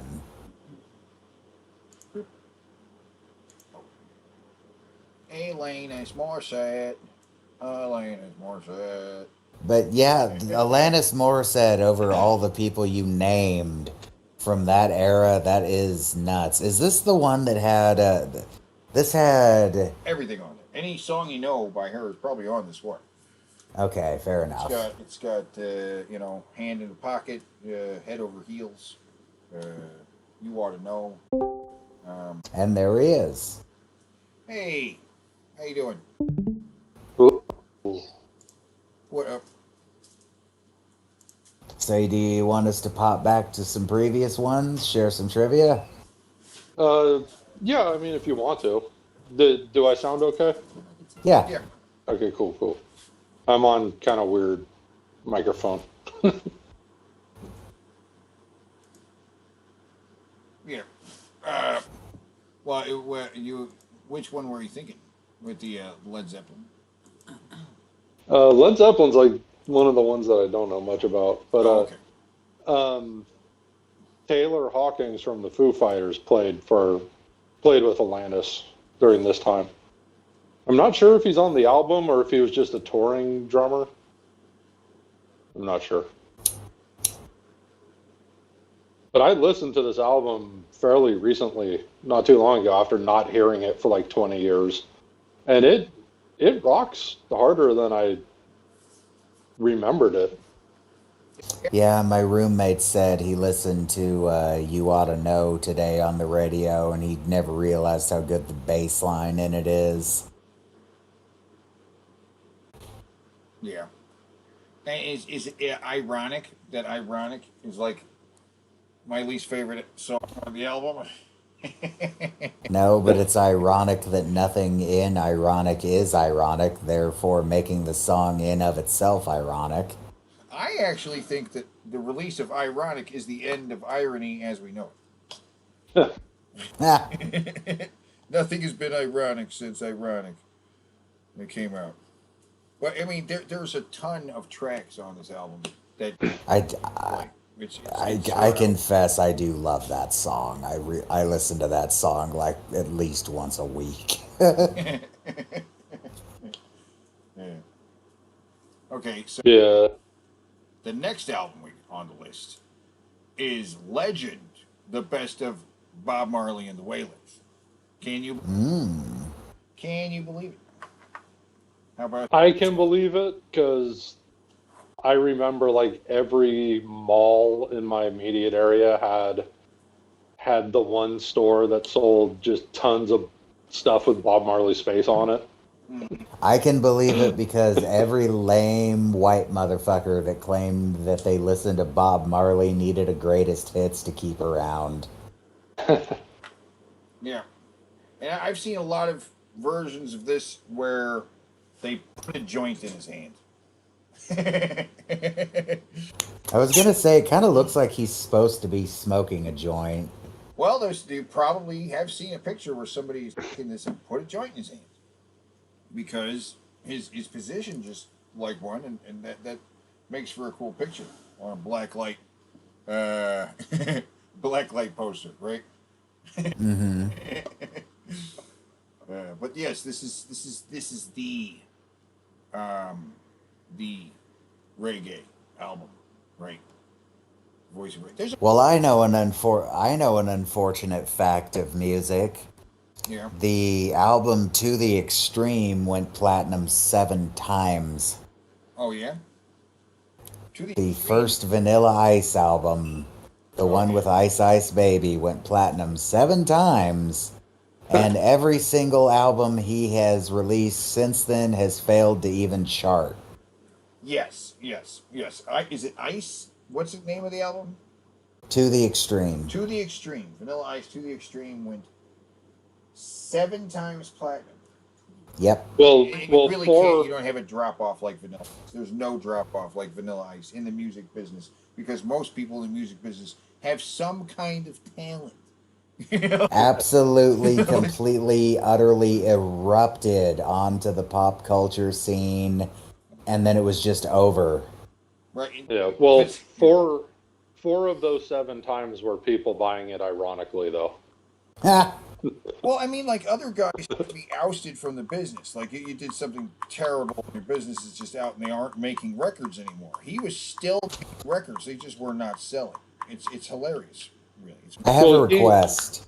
Next time we do this, let's just have a look at all the Vanilla Ice albums so we can emphasize what went wrong with Vanilla Ice, because you can basically tell what went wrong just by looking at the covers of all of them. You literally can judge the fucking shit by its cover. Well, there was a little stretch where he dropped the Vanilla Ice name and was performing as Rob Van Winkle, and even tried to do a punk thing for a little while. He also tried to be new metal. He also tried to be like gangster rap. He tried to be like Cypress Hill. He tried party club style music. He's tried everything, and he's bad at all of it. Well, during that initial run too, like all of his outfits look like MC Hammer outfits because they literally were hand-me-down MC Hammer outfits. Because he toured with Hammer. Yeah, he toured with Hammer. He was Hammer's opening act for a tour, and Hammer would just give him his old outfits. Well, that explains why none of his clothes fucking fit. Right, that's why he's wearing the suits at one point, and then he started wearing like bedazzled jackets. Right. And then he grew out his hair and turned it into like awful, ugly, short white guy dreads. Yeah. But did he just? But we'll get to that. Hammer handouts throughout his career, because that's how it seemed. Vanilla Ice was just forever getting MC Hammer hand-me-downs. In fact, I think that's why she called Vanilla Ice, is because Madonna called Vanilla Ice. Oh my God! MC Hammer said, "No, but I'll give you somebody's number." Right. Immortan Dave says he saw Vanilla Ice open for Bloodhound Gang when he was in his new metal phase. Vanilla Ice featured on a Bloodhound Gang song on the one Fierce Bear Coaster album. Yeah. How embarrassing. Well, and it was during his Rob Van Winkle phase. So. He also tried to be a juggalo for a while. Like he tried to do the horrorcore thing. Well, I gotta give him credit for not giving up. He's like the anti David Bowie. Every album he tried to reinvent himself, but every time it failed. Vanilla Ice is the anti David Bowie. Yes, I can see that. Anti-David Bowie. So, what's y'all's favorite album off this list? For me, it has to be Zeppelin 4.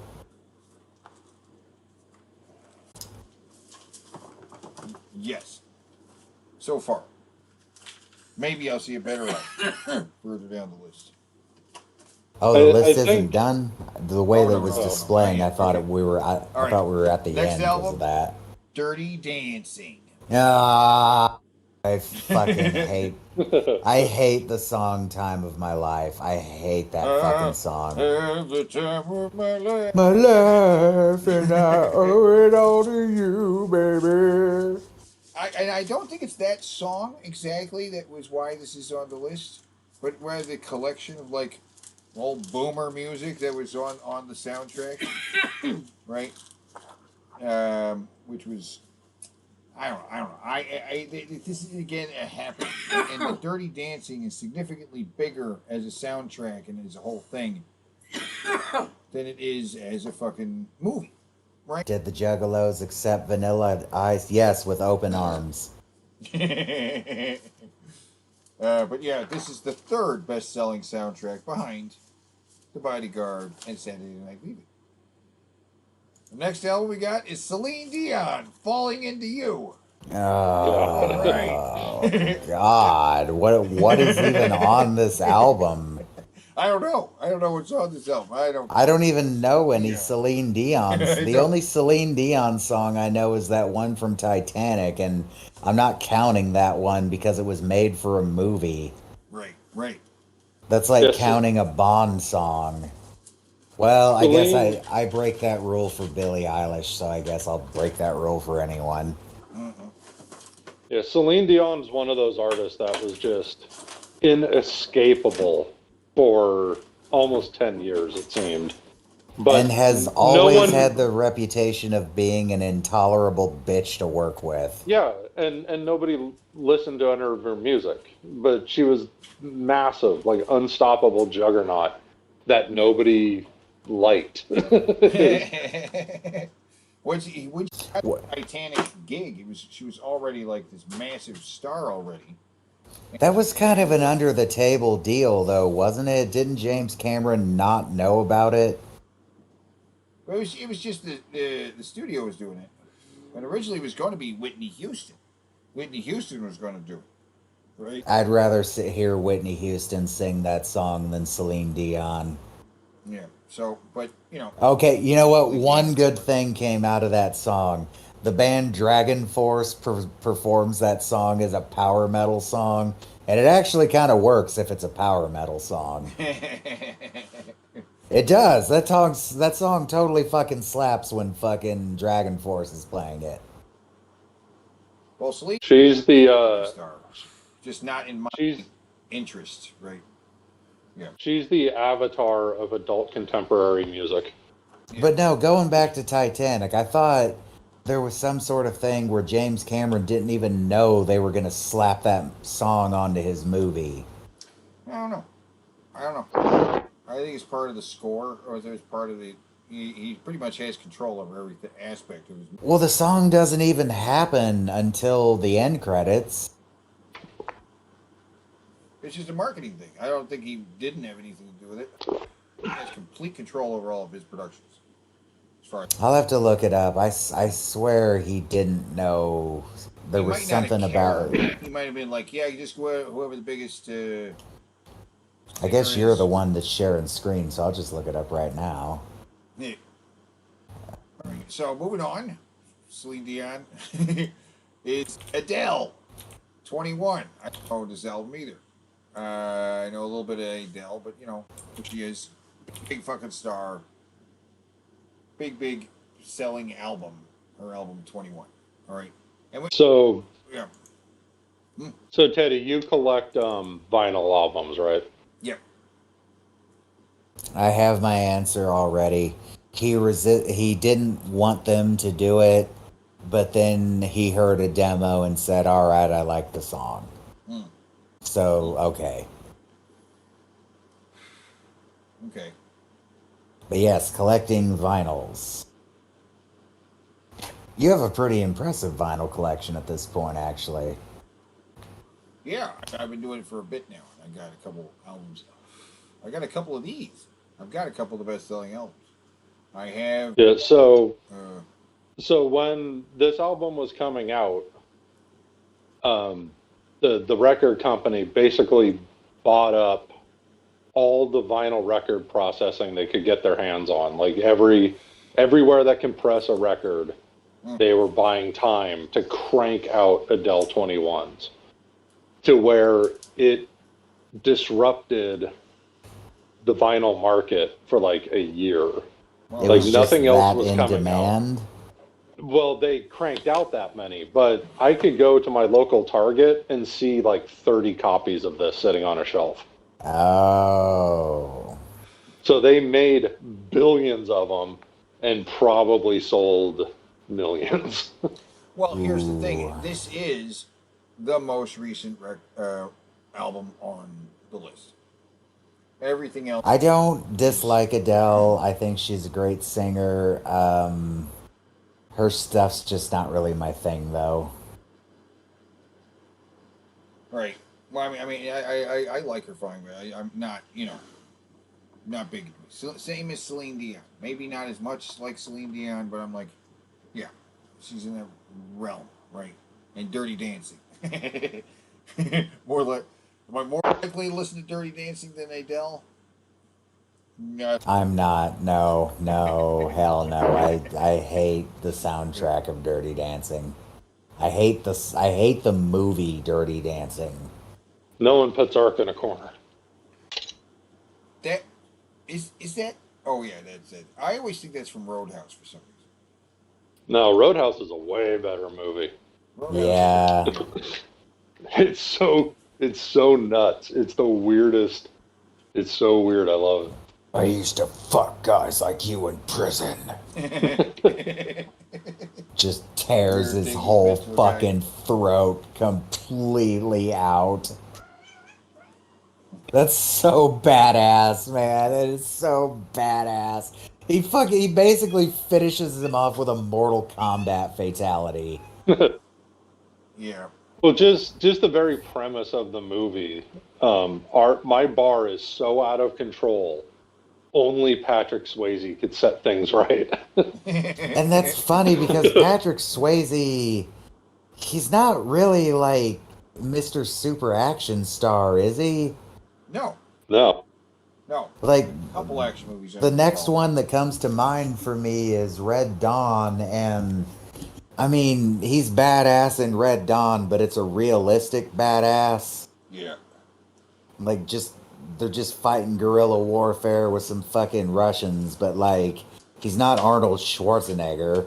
But in Roadhouse, he is the baddest motherfucker who's ever walked the face of the earth. Hell yeah. He's a stone cold killer.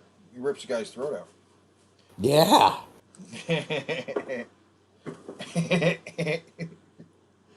All right, so I think she's at, what is this, 17 on our list? Okay. Next is Michael Jackson's Dangerous. Okay. I'm unfamiliar with this album. This one includes... Oh, this is the one that he came out with in early 90s. This is the one Bart Simpson was dancing to, okay? Is black and white on this album? Black or white, yeah. This is the one where he came out and he was definitely weird looking. All right? He came out and his nose looked weird. Yeah, This looked weird, and it was like... This was at the point of no return where he started to not even look human anymore. I mean, like, the last time we saw him before this, he was, like, working on the Moonwalker thing. Moonwalker on the Sega. And then we see him next, and he looks drastically different than he did in the Moonwalker. Right? We did Smooth Criminal. Looks drastically different. And the album sucks. The album is bad. Black or White. There's a track on here that's like he collaborates with Nelly. No, not Nelly. Fuck. Is it Nelly? R. Kelly. I was gonna say Nelly. Seems a bit early. A bit early for R. Kelly. How long was he around? R. Kelly's been around a while, man. Did not know that. Yeah, and this is I became aware of R. Kelly probably the same way a lot of people did. Oh yeah, the Space Jam soundtrack. The Space Jam soundtrack. That's right. Yeah. Oh, yeah. No, when he decided to pee on a 14-year-old. Maybe in my age group at least, because we definitely all fucking knew who he was after he got caught pissing on a 14-year-old. Well, he did the song for Space Jam and for the Batman movie, Gotham City, right? And he also did the song on the. What was the song? I'm gonna fly away, something like that. I believe I can fly. Yeah, I believe I can touch the sky. Yeah, I think you might have been thinking of a Seal song for a second. The other one I think you were thinking of, I think that was Seal. Okay. But no. But in Batman Forever, R. Kelly does Gotham City. He sings. Yeah, with the completely wrong lyrics. Yeah. Gotham City. Yeah. Seal did Kiss by a Rose for the other Batman. Yeah. Let me see here. Oh, no. It was on his History album that R. Kelly was. A city of justice, a city of love, a city of peace. For every one of us, we all need it, can't live without it. A Gotham City, oh yeah. Gotham City, oh yeah. That is the opposite of Gotham City, but Yeah. all right, R. Kelly. Gotham City is a corrupt city overrun by criminals. That's why Batman's there. But yeah, this has a lot of crap on here. Black or white. This is one of the, yeah. It's crap. It's garbage. It's garbage. It's terrible. Yeah. Anyway, next album. But this is three Michael Jackson albums on the top 20. 3 on the best-selling albums of all time. Crazy, nuts. It's not just a fluke. It's some kind of weird shit. But anyway, the next album, number 19, would be Guns N' Roses' Appetite for Destruction. I don't like Guns N' Roses. If you're going to get a Guns N' Roses album, it would be Appetite for Destruction. Yes. I mean, yeah, but Axl is another Use Your person. Illusion? Axl is another person who sounds like their nuts are constantly being squeezed. Only with him, it's way worse. Yeah. Well, this album has Welcome to the Jungle on it, and Paradise City, and Sweet Child of Mine, right? This one has the the songs you think of when you think of Guns N' Roses are all on Appetite for Destruction. Wait, was Sweet Child of Mine on this, or was that on the Lies EP? No, that was on this one. Right? Yeah, it's on Appetite for Destruction. There was something that was a big hit off of the Lies EP, but I'm not sure what.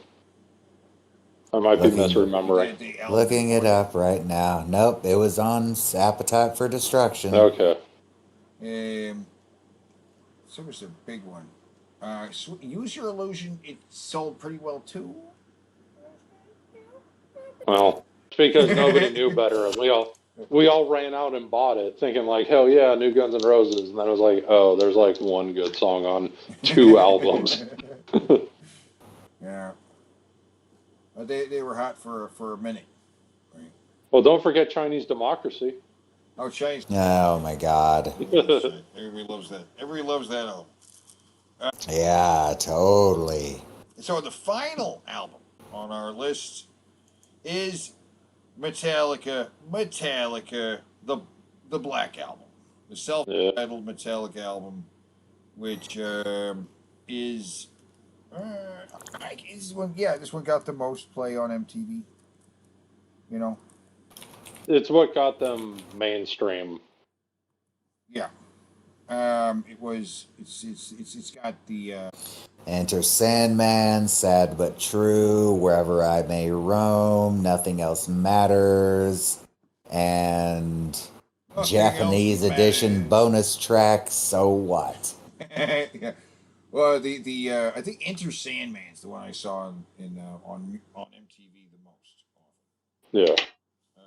It's what got them off of Headbangers Ball and onto the top 20 countdown. Or top 10 countdown, whatever their countdown show was. It's what led to them with the next album, Load, they came out with haircuts, like oh yeah, looking different. And they're So- like, "Oh, we're millionaires now, guys." like, A lot of people consider this a lot of Metallica purists consider this the album that ruined Metallica. Yeah. Well, a buddy, or not a buddy, but a dude I worked with during this time, he was super hyped for Load. He pre-ordered it. He left early from work the day it was coming out so he could go pick it up. We were all waiting for him to come in the next day to like find out how's the new Metallica record. Eric got it. He'll tell us how good it is. He pulls up in his truck, slams his truck door, comes stomping over to where the rest of us were. This guy goes, "Hey, Eric, how's that album?" He slams it down on the counter, like cracking the cover. Says, "This fucking sucks." And we're just like, "Bro." And he goes, "There's a fucking country song on here, and look in the booklet." And he pulls the booklet out, and he goes, "They cut their fucking hair." And then the guy goes, "Well, can I borrow it and listen to it?" And he goes, "You can keep it. I don't give a fuck." Whoa. There's a country song on it? Oh yeah. Actually, so since we got you here, and I think it's only fitting, the last 20 is Metallica. What I'm gonna share screens again here so you can see. And we are gonna talk about Metallica. Oh, hold on a second. You said there is a country song on it. On that one. It's something that sounds very country. On the Yeah. we're gonna take a look at it. We're jumping into Metallica. Oh, Teddy, real quick, if Yes. I could bust out something about the Back in Black album. Sure. First. Back in Black. So, the AC/DC album. right. Yeah. So the song Back in Black is the first Brian Johnson album. Okay. But the song has a conspiracy theory wrapped up in it. Oh, really? Because if you listen to the lyrics for Back in Black, there's a lot of the kind of wordplay and innuendo that Bon Scott would write. Right. That doesn't exist in any Brian Johnson songs. Like, Brian Johnson doesn't write that way. But here's the title song off of his first album right after Bon died that sounds a lot like a Bon song. And there's some people who claim that Bon had a notebook that he would jot lyrics down in, and they claim they saw rough lyrics for Back in Black. But he does not get the credit. His family does not get residuals. So there's a big old conspiracy theory about it. And Back in Black is the best-selling album they had, and completely changed the trajectory of the band and what they were doing. Right. Yeah. So there's a good reason to think that there was a reason they wanted to cut the Bond state entirely out of it. Yep. Yeah, I can see that. It's for a writing credit. He would have something, you know. That's crazy. I never heard of that. Interesting. I like that. Yeah, you could dive in on it if I like conspiracy. You got the time. Yeah. You know, I like conspiracies. We will talk about some of my theories in other episodes of the history of rock and roll, right? And you know a lot about Metallica, right? I think we all know Metallica. To Yeah. an extent. To some I mean, yeah, you can't not know about Metallica if you listen to any kind of metal. So I'm going to make this pretty quick. We're going to go through their discography real quick. Started with 1983, Kill 'Em All, right? Kill 'Em All, right? Which, here's the track list for Kill 'Em All here. You got 5 songs per side. Not really super familiar with this one, right? Kill 'Em All. But I have listened to it recently, and it kind of sounds like their influences at the time. Maybe a little Foghat, maybe a little Leonard Skinner to it. You know what I'm saying? Whatever they were at the time. Little AC/DC. All right. I think this was the only one I didn't have. Yeah. I don't think I've ever heard this album. Yeah, it doesn't sound very Metallica yet. Oh, wait, I know the song Seek and Destroy. Seek and Destroy. Yeah. Seek and Destroy. Okay. Jump in the fire. But, okay. Next album, 1984, Ride the Lightning. Now, this is where Metallica it becomes Metallica. This has my favorite Metallica song on it. We got, there's Ride the Lightning, plus For Whom the Bell Tolls, right? That's my favorite Metallica song. Yeah. And look at these guys. Look at these kids here. You know, performing on stage. Looking good. Right? Hey, there's Lars there. That's funny, that story you tell, because I remember so many people having that exact same reaction to them cutting their hair. Yeah. Everybody felt betrayed. Well, I was watching some like history of metal or something, and they had Lars telling a story from the early days before they even recorded their first album, and down in LA, where with all the other metal bands at the time, trying to get gigs at clubs. And he said he was standing in line to get into a club just as a patron, and Nikki Sixx from Motley Crue was walking by with like a bunch of girls in the full-blown Nikki Sixx makeup and teased hair and boots and everything. And Lars goes, and I yelled out, "Metallica sucks!" And when he turned around, and he goes, and when Nikki turned around, I ran away. Ha ha ha. And then he laughs like it was a cool story. And it's like, dude, you just told a story about how you ran away from Nikki Sixx. That's not a cool story. You sound like a loser. Wait, he screamed Metallica sucks at them? Oh, I meant Motley Crue. Oh. Yeah, and then ran away. And he's like, hey, he couldn't have chased me with those big boots on. It's like, cool story, Lars. Lars sucks. You're a Fuck guy. Lars. Lars is a little bitch. Everybody knows it. Yeah. But look at him over here. Ain't he cute? I'm from Denmark. And then in 86, we got Master of Puppets, right? Which includes... Oh, look at these guys. There's Lars. Look how little he looks here. Look at these kids. He looks... That's funny, too. He's a fucking Scandinavian, and he's really short. Yeah, see, we got these guys here.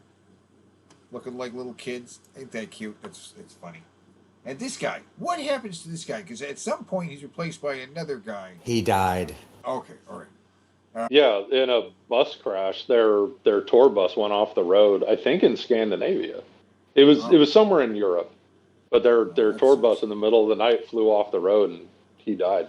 And one of the people who auditioned to be their new bassist was Les Claypool. Les Claypool, thank Yes.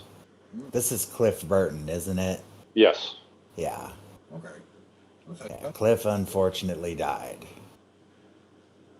They look like little kids. They really do. They look like little kids. It's funny. It's fun. But here with the track list, Master of Puppets, right? That thing that should not be, right? Leper Messiah.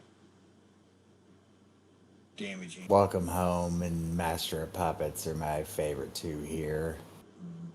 This album, I can't remember how any of these songs go except for Master of Puppets. This is where they hammered out their Metallica sound. The sound of Metallica. So in 1988, they released And Justice for All, which, again, I can't recognize these tracks. I look at these and I'm like, Blackened, One, Harvest. I know what One is. Well, yeah, One was the hit on this Darkness album. imprisoning me, all that I see, absolute horror, I cannot live. You know that song. Yeah, I remember Harvester of Sorrow. Now, I know some trivia here. One is about the movie / book Johnny Got His Gun, and the music video for it uses quite a bit of footage from the movie. And at a certain point, they decided that instead of continuously paying the residuals to the movie, they would just purchase the rights to the movie. Okay. So Smart. Metallica owns the movie Johnny Got His Gun. Ah, they had the money to do that. Yes, they had the money to do that. So they use sound bites from it in the song itself? No, they do in the music video. Okay. And you said you used to think it was Injustice for All. Yes, it's just the way people pronounce things. It always sounded like they were saying injustice for all. It makes more sense that it would be Injustice for All as a play on the words rather than Injustice for All. Right, that's why I didn't question it. Yeah. It just sounded like an album title to me, Injustice for All. I like Metallica up to and Just for All. After that, it's, to me, just, I gotta use the bathroom. Be right back. Says Weird Weirman Games. Yeah. I think they did that later on. For what the Four Horsemen? No. The Chance having their own discussion about Metallica over here. Interesting. Cool. Metallica was not one of my favorite bands. There's stuff to talk about. You know what I mean? Probably more so than if we than other bands at the same time. You know what I mean? Because they weathered the storm. They continue to be around, right? Yeah. And stayed relevant. Well, do you have their movie as part of this list, or? It's part of why Saint Anger is Saint Anger, right? Yeah, I don't want to jump ahead and bring it up all yet. Well, let's jump to 1991 with Metallica, the Black Album, which had a pretty impressive track list. Enter Sandman, Sad But True, Unforgiven, Nothing else matters. Right, out of these tracks, I've definitely heard probably this album the most. What album are we on now? Metallica, self-titled Black. The Black Album. Yep. Mm-hmm. Well, none more black. 1, 2, 3, 4. This is 5, the 5th album. No, I'm counting the songs on here that I know, and it's 5. Mm-hmm. I'm not the biggest Metallica fan. I've always been of the opinion that depending on which album it is, most of the songs on the album kind of always sound the same. Well, they were that, like, speed metal. And there's not a lot of room for subtlety when you're trying to play the most notes. Right. Right. It's about the attitude. Right, but by the time I came around, the attitude of this band was starting to fade already, and then the heartbreak of a million metalheads when the next album came out. That's right. Next album. Load of shit. Load. Right. And yeah, on the track, here's the picture of them all with haircuts, wearing sunglasses, sitting at a table, smoking cigars. They look like a boy band.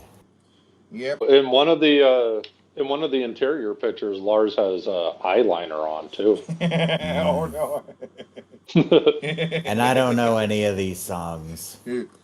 Okay, I know these songs. Okay, like "Where's Your Crown, King? Nothing," right? Yeah, I think that was the first Until it sleeps, da, da, da, da. Which it's not really. People called it Alternica. I guess they kind of borrowed the sound. I'm going to say the sound they're going for is Stone Temple Pilots. Stone Temple Pilots. It's very much Stone Temple Pilots. I think they liked the sound of Stone Temple Pilots, and we're like, let's fold them into the sound we already have. It did something like that. It's like it's got that kind of thing to it. You know what I mean? That's what I'm. But yes, this was by their core audience. Hated it. And I think it also felt really whorish because they all got their hair cut. It would have been less strange if only one or two of them did, but the fact that they all did and are now going for this image that we're seeing here, it felt so fucking horish and artificial. Yeah. Because it is. And considering how... Go ahead. A detail about that coworker that was so mad about them cutting their hair. That coworker did not have long hair. He had very short hair. No, he had very, very short hair, shorter than these guys on the picture. Right. That's funny. There's much room to talk. So the thing is, the very next year, 1997, they come out with an album that was considered an apology, Reload. An apology. And this album, look at them. They look more metal on the back of the cover. And they're going, and this first song on here, Fuel. Fuel, give me I know Fuel. Desire. Sounds more like classic Metallica. And there's a track on here, Unforgiven 2. Yeah. They made a sequel to a track from Metallica. Right? Unforgivenist. Which I've forgiven them for Unforgiven 2. I mean, it's the song that it's in the chorus, Unforgiven 2, and it's become the chorus of a joke for me. It's like, what do they do next with Unforgiven 3? I'm down on my knee for Unforgiven 3. It's like on the floor now for Unforgiven 4. I'm buried alive for Unforgiven 5. like. They don't even all look more metal on the back. They all just look like they're having a drug freak out. They do look blurrier. They're blurrier. I mean, zoom out. Yeah, look at that fucking face he's pulling. They're like, it's fuzzy because they're moving. Who even is that? Is that James? No, that's the second bass player. The guy that replaced Cliff Burton. He looks like a blanking fucking on his monster. It's not the other guy though, because they got another guy.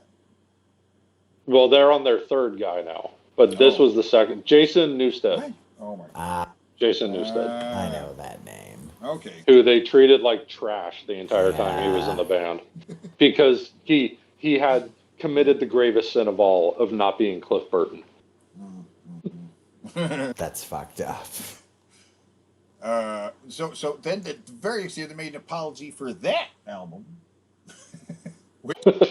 Garage Inc., which is them going back to the garage saying, "Hey man, I've never heard of this. What the fuck is this?" This is actually new for two me too. discs. One that includes some of their garage days revisited, 87, 84, 90, and their 90s. Oh, and does this have disc, the Whiskey in the Jar on it? Yep, it includes of covers. We got let's see, Tuesday's Gone. That's Leonard Skinner. Tuesday's Gone, and then Whiskey in the Jar. That's I'm blanking on it. Steely Dan. No. No. I don't want to hear Metallica play Steely Dan. But this Molly Hatchet. Was it Molly Hatchet or? That's not much better. No, oh man, it's right on the edge of my memory. But they're covering this other band's version of Whiskey in the Jar. Whiskey in the Jar is an Irish folk song. Right, the original Whiskey and in the Jar and the version they're Thin Lizzy. covering Thin has Lizzy. different. Yeah, all right. Thin, there you go. Okay. So they're doing the Thin Lizzy version. Thin Lizzy wrote different. I think they wrote one verse.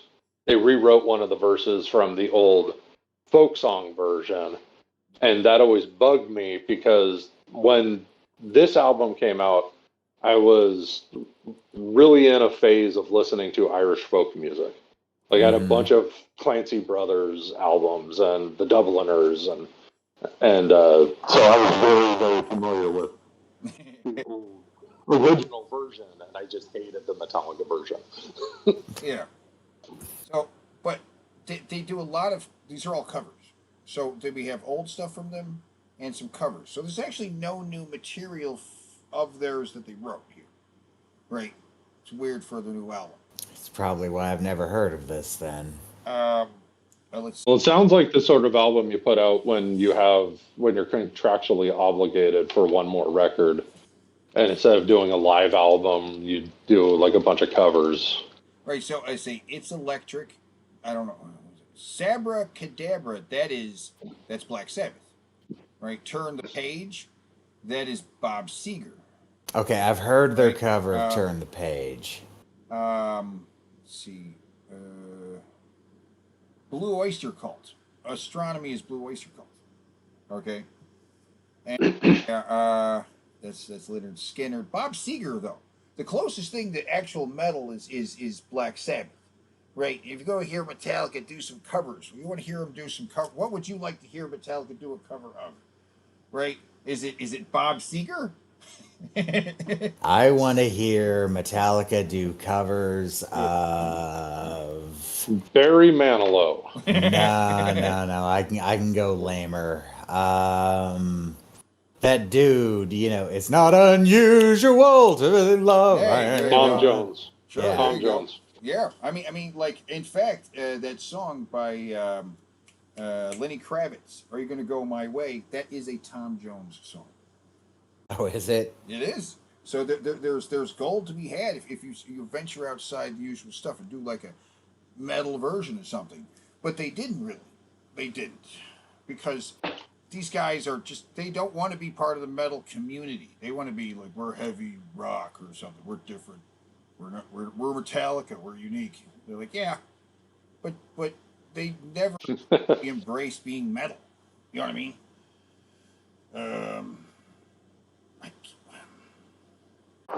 You know what I mean? So what's next? Next, well, these 3 albums we was created in 3 years. It's probably the most productive period they ever had, even though nobody likes what they made from this period. Like, it's unfortunate, but yes, it took actually half a decade for them to make another album. 2000. Oh no. We get Saint Anger. Uh... And the accompanying movie, the Metallica Some Kind of Monster, which is this poster here. Look at this thing. It's epic storytelling. Some Kind of Monster is the most revelatory rock portrait ever made. Chronicles the intimate emotions of the most successful heavy metal band of all time, entertaining, moving, and historically significant. Historically. Jesus Christ. But yeah, here they are getting old and looking at papers. Look, he's wearing his reading glasses. He's thinning up top over here. And here's Lars. Look, he looks like Bart Simpson. He's got a spiky blonde hair. And what is he doing here? And here's the new guy on the left, who's like... And this album, they decided, garage band, nah, let's actually try to sound worse than a garage band. Yeah, and this is probably their most hated album. The most hated album they ever did. Yeah, if the Black Album was the beginning of the end of Metallica, I think Some Kind of Monster is the last nail. It's embarrassing. Like, it's them going to therapy and Lars crying as he apologizes to Dave Mustaine, and Dave Mustaine's just staring at him like he doesn't understand what's going on. Like, why is this happening? You guys, like, sent me packing the day we were to sign our record deal, and now you're crying at me, Lars? Like, what, can I leave? This movie is... you just got to watch it to see how bad it is. It's one of those kind of movies. I've never even heard of it. It's a documentary, and it's yeah, I get that. I saw that it was made by to do this, and it's weird and embarrassing. I don't know what they probably asked for this, because I saw that this was made by the same people who made Paradise Lost. And the people who made Paradise Lost used Welcome Home Sanitarium as their main theme. This was probably them asking for a return favor. So yeah, this whole album is a failure. A huge failure. It's unfortunate. and like you say, last nail in the coffin. Well, half a decade later, they would come out with an album called Death Magnet. And here you see this big, it's the Death Magnet. You see it? Oh, yeah. Death It's a magnetic. coffin. It's a coffin that's like magnet. No, hold on, wait, Death no, magnet. no, Come on, no, guys. no, Death no, magnet. no, No, hold wait. on. Look at, here It's they death. are. They're not It's old looking anymore. They're all, look how cool they look. They look like It's death magnetic. Oh no, it's Death Magnetic? I thought it was Yes. Magnet. Death Magnet. Magnetic. Death Magnetic doesn't what? Death magnetic. Read Death it. Magnetic. Death Magnetic. Yeah, I don't hear it's Death Magnet. It's death magnetic. No, it's What Death if it was Magnet. Death Magneto? Death Magneto. Magnetio. Well, that would explain why they all look like supervillain goons. Yeah, it was sunglasses, all doing like at the camera, right? They're Matching black cool. leather outfits. They don't want to look dumb anymore. Like his hair is kind of thickened up a bit, you know. I mean, look how.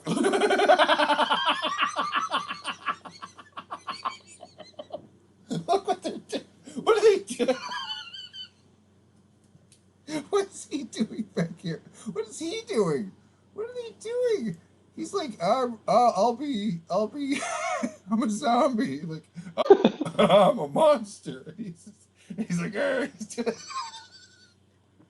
the bass player guy's not even trying. No, he's just standing. He's just standing there. Like, yeah, sure. I'm just happy to be here, I guess. He's thinking about calling Suicidal Tendencies back to see if he could get his old gig. That's funny. He's rolling his eyes back, doing like a ghost. Doing the Undertaker. And James is showing you his karate moves. Lars is trying really hard to ignore his kidney stone. It's not working, but he's trying. These guys. Okay, so what's the track list here on the album? We have. This was. Nope. Unforgiven 3. That's right. It exists. Apparently, there is an Unforgiven 3. Fuck. I know that, even though this album came out in what, 2008? Yeah. I didn't hear anything about it. Well, there you go. Your joke was right. There's an Unforgiven 3. They're just going to keep doing this. The next one will have Unforgiven 4 on it. And then 5. And I still call the Unforgiven. Unforgiven 5.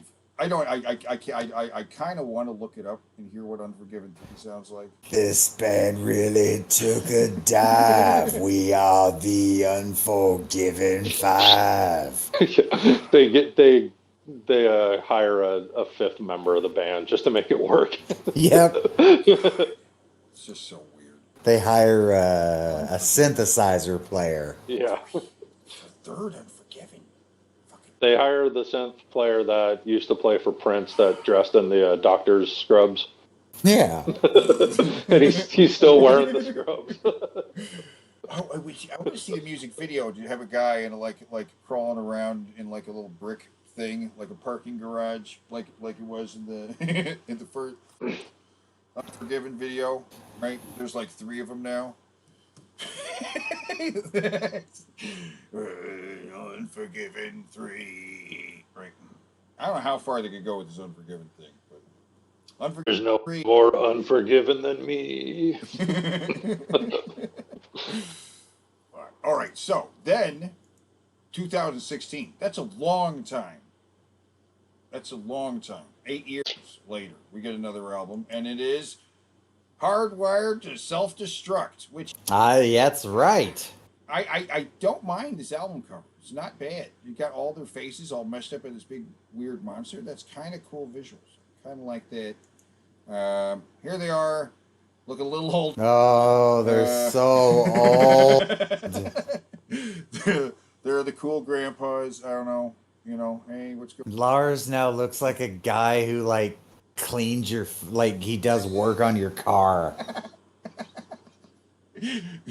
Well, that's James looks like a soccer dad. The other person looks like they're having, thoughts.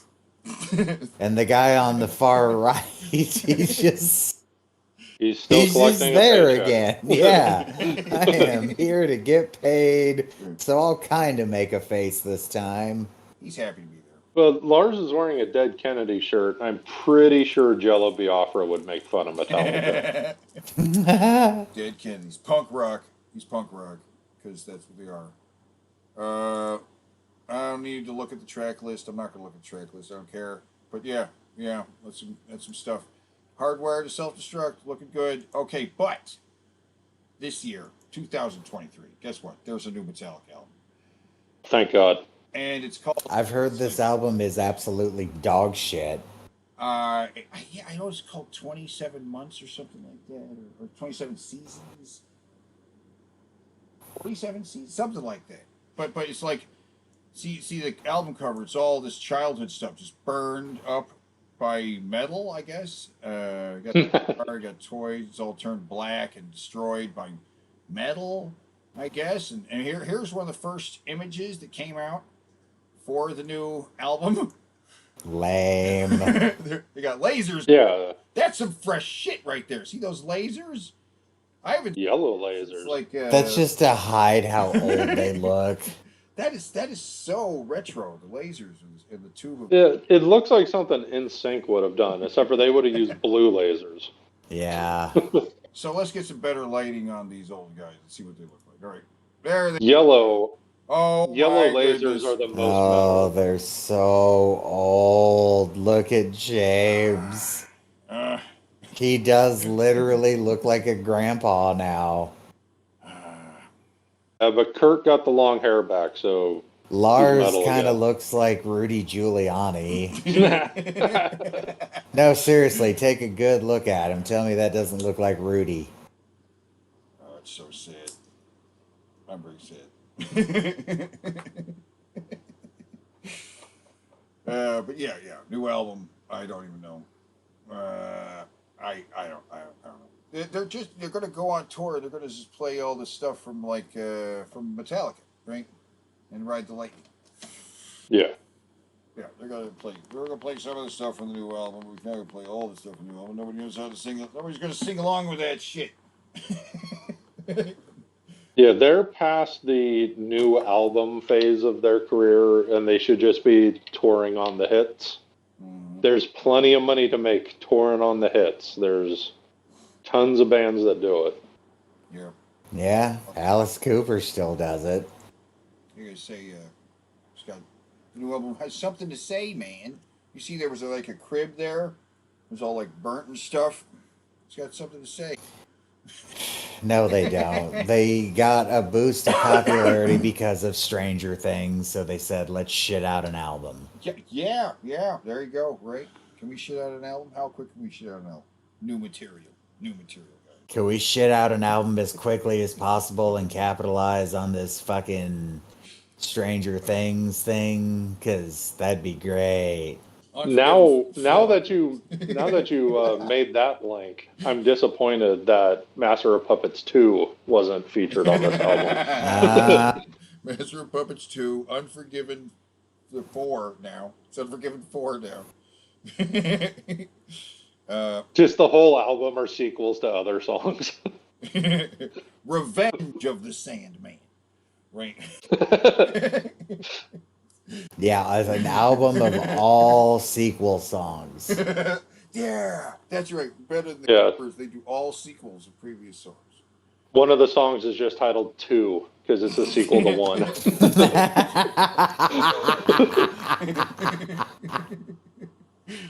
I love it. I gotta call it. They call it Metallica 2. Yeah, there you go. Right. It can be all black with a big 2 on it. Two snakes on the cover of the album, right? And yeah, 2, all sequels to previous songs. Right. There you go, Metallica. We basically just wrote your fucking next album for you. Now throw some generic riffs and fucking lyrics into it, and you got yourself an album. Yeah. For whom the bell tolls too. For whom the bell also tolls. Yeah. For whom else the bell tolls. There we go. I love it. It's going to be a winner. Right. King Nothing 2. Can we do a sequel to King Nothing? Everyone loves King Nothing. Saint Angrier. But yeah, this is where we're going to end it with the fucking Metallica. Old.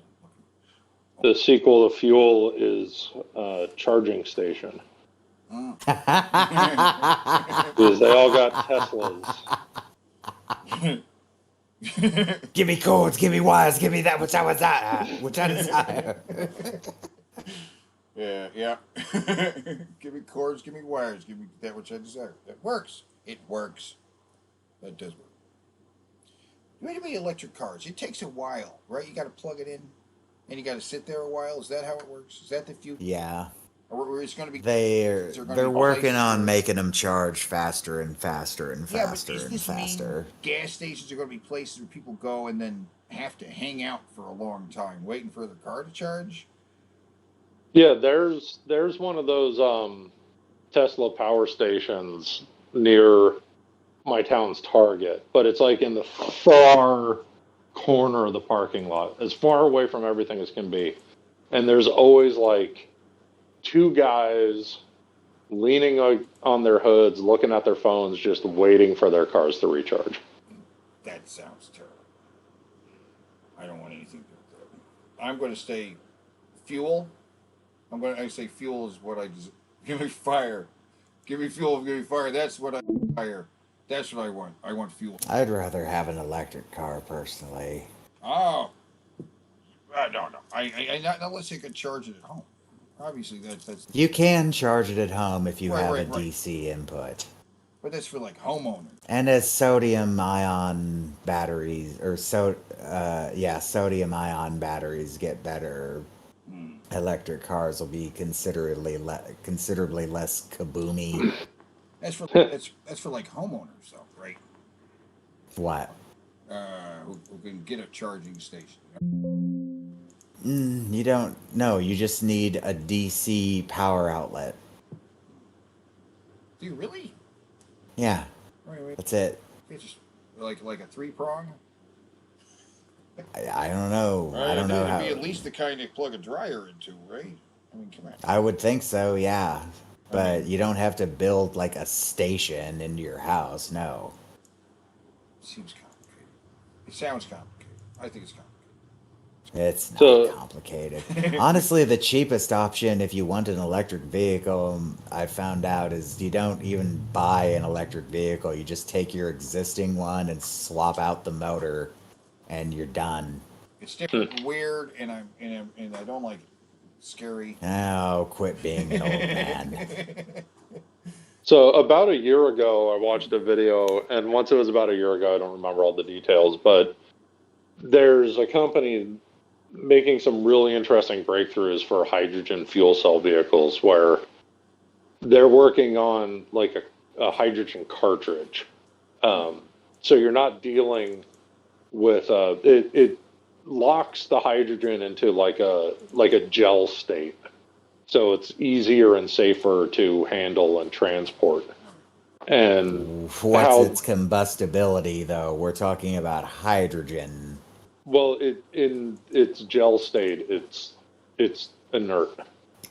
So, and I'm not remembering all the details, but conceptually, what would happen if these became a thing is you would have like a gas station where you would swap out the cartridge. So you would pull out your cartridge, stick in the new one, pay for it, leave the old cartridge to be recycled, and you're on your way. Well, yeah, me too. There's no shortage of fucking hydrogen. No. Yeah, So I could try to find that video if you're interested. Let's say we end with some hot drinks. All right. Sounds good. Woo! Hot drinks. Really get me going. Warm you up when you feel you slowing. Not a bad spot to. I'll play the original this time. Yeah. Yeah. Are you familiar with the song? It needs a little more. Oh, wait, what the hell? Needs a little more flair. Woo!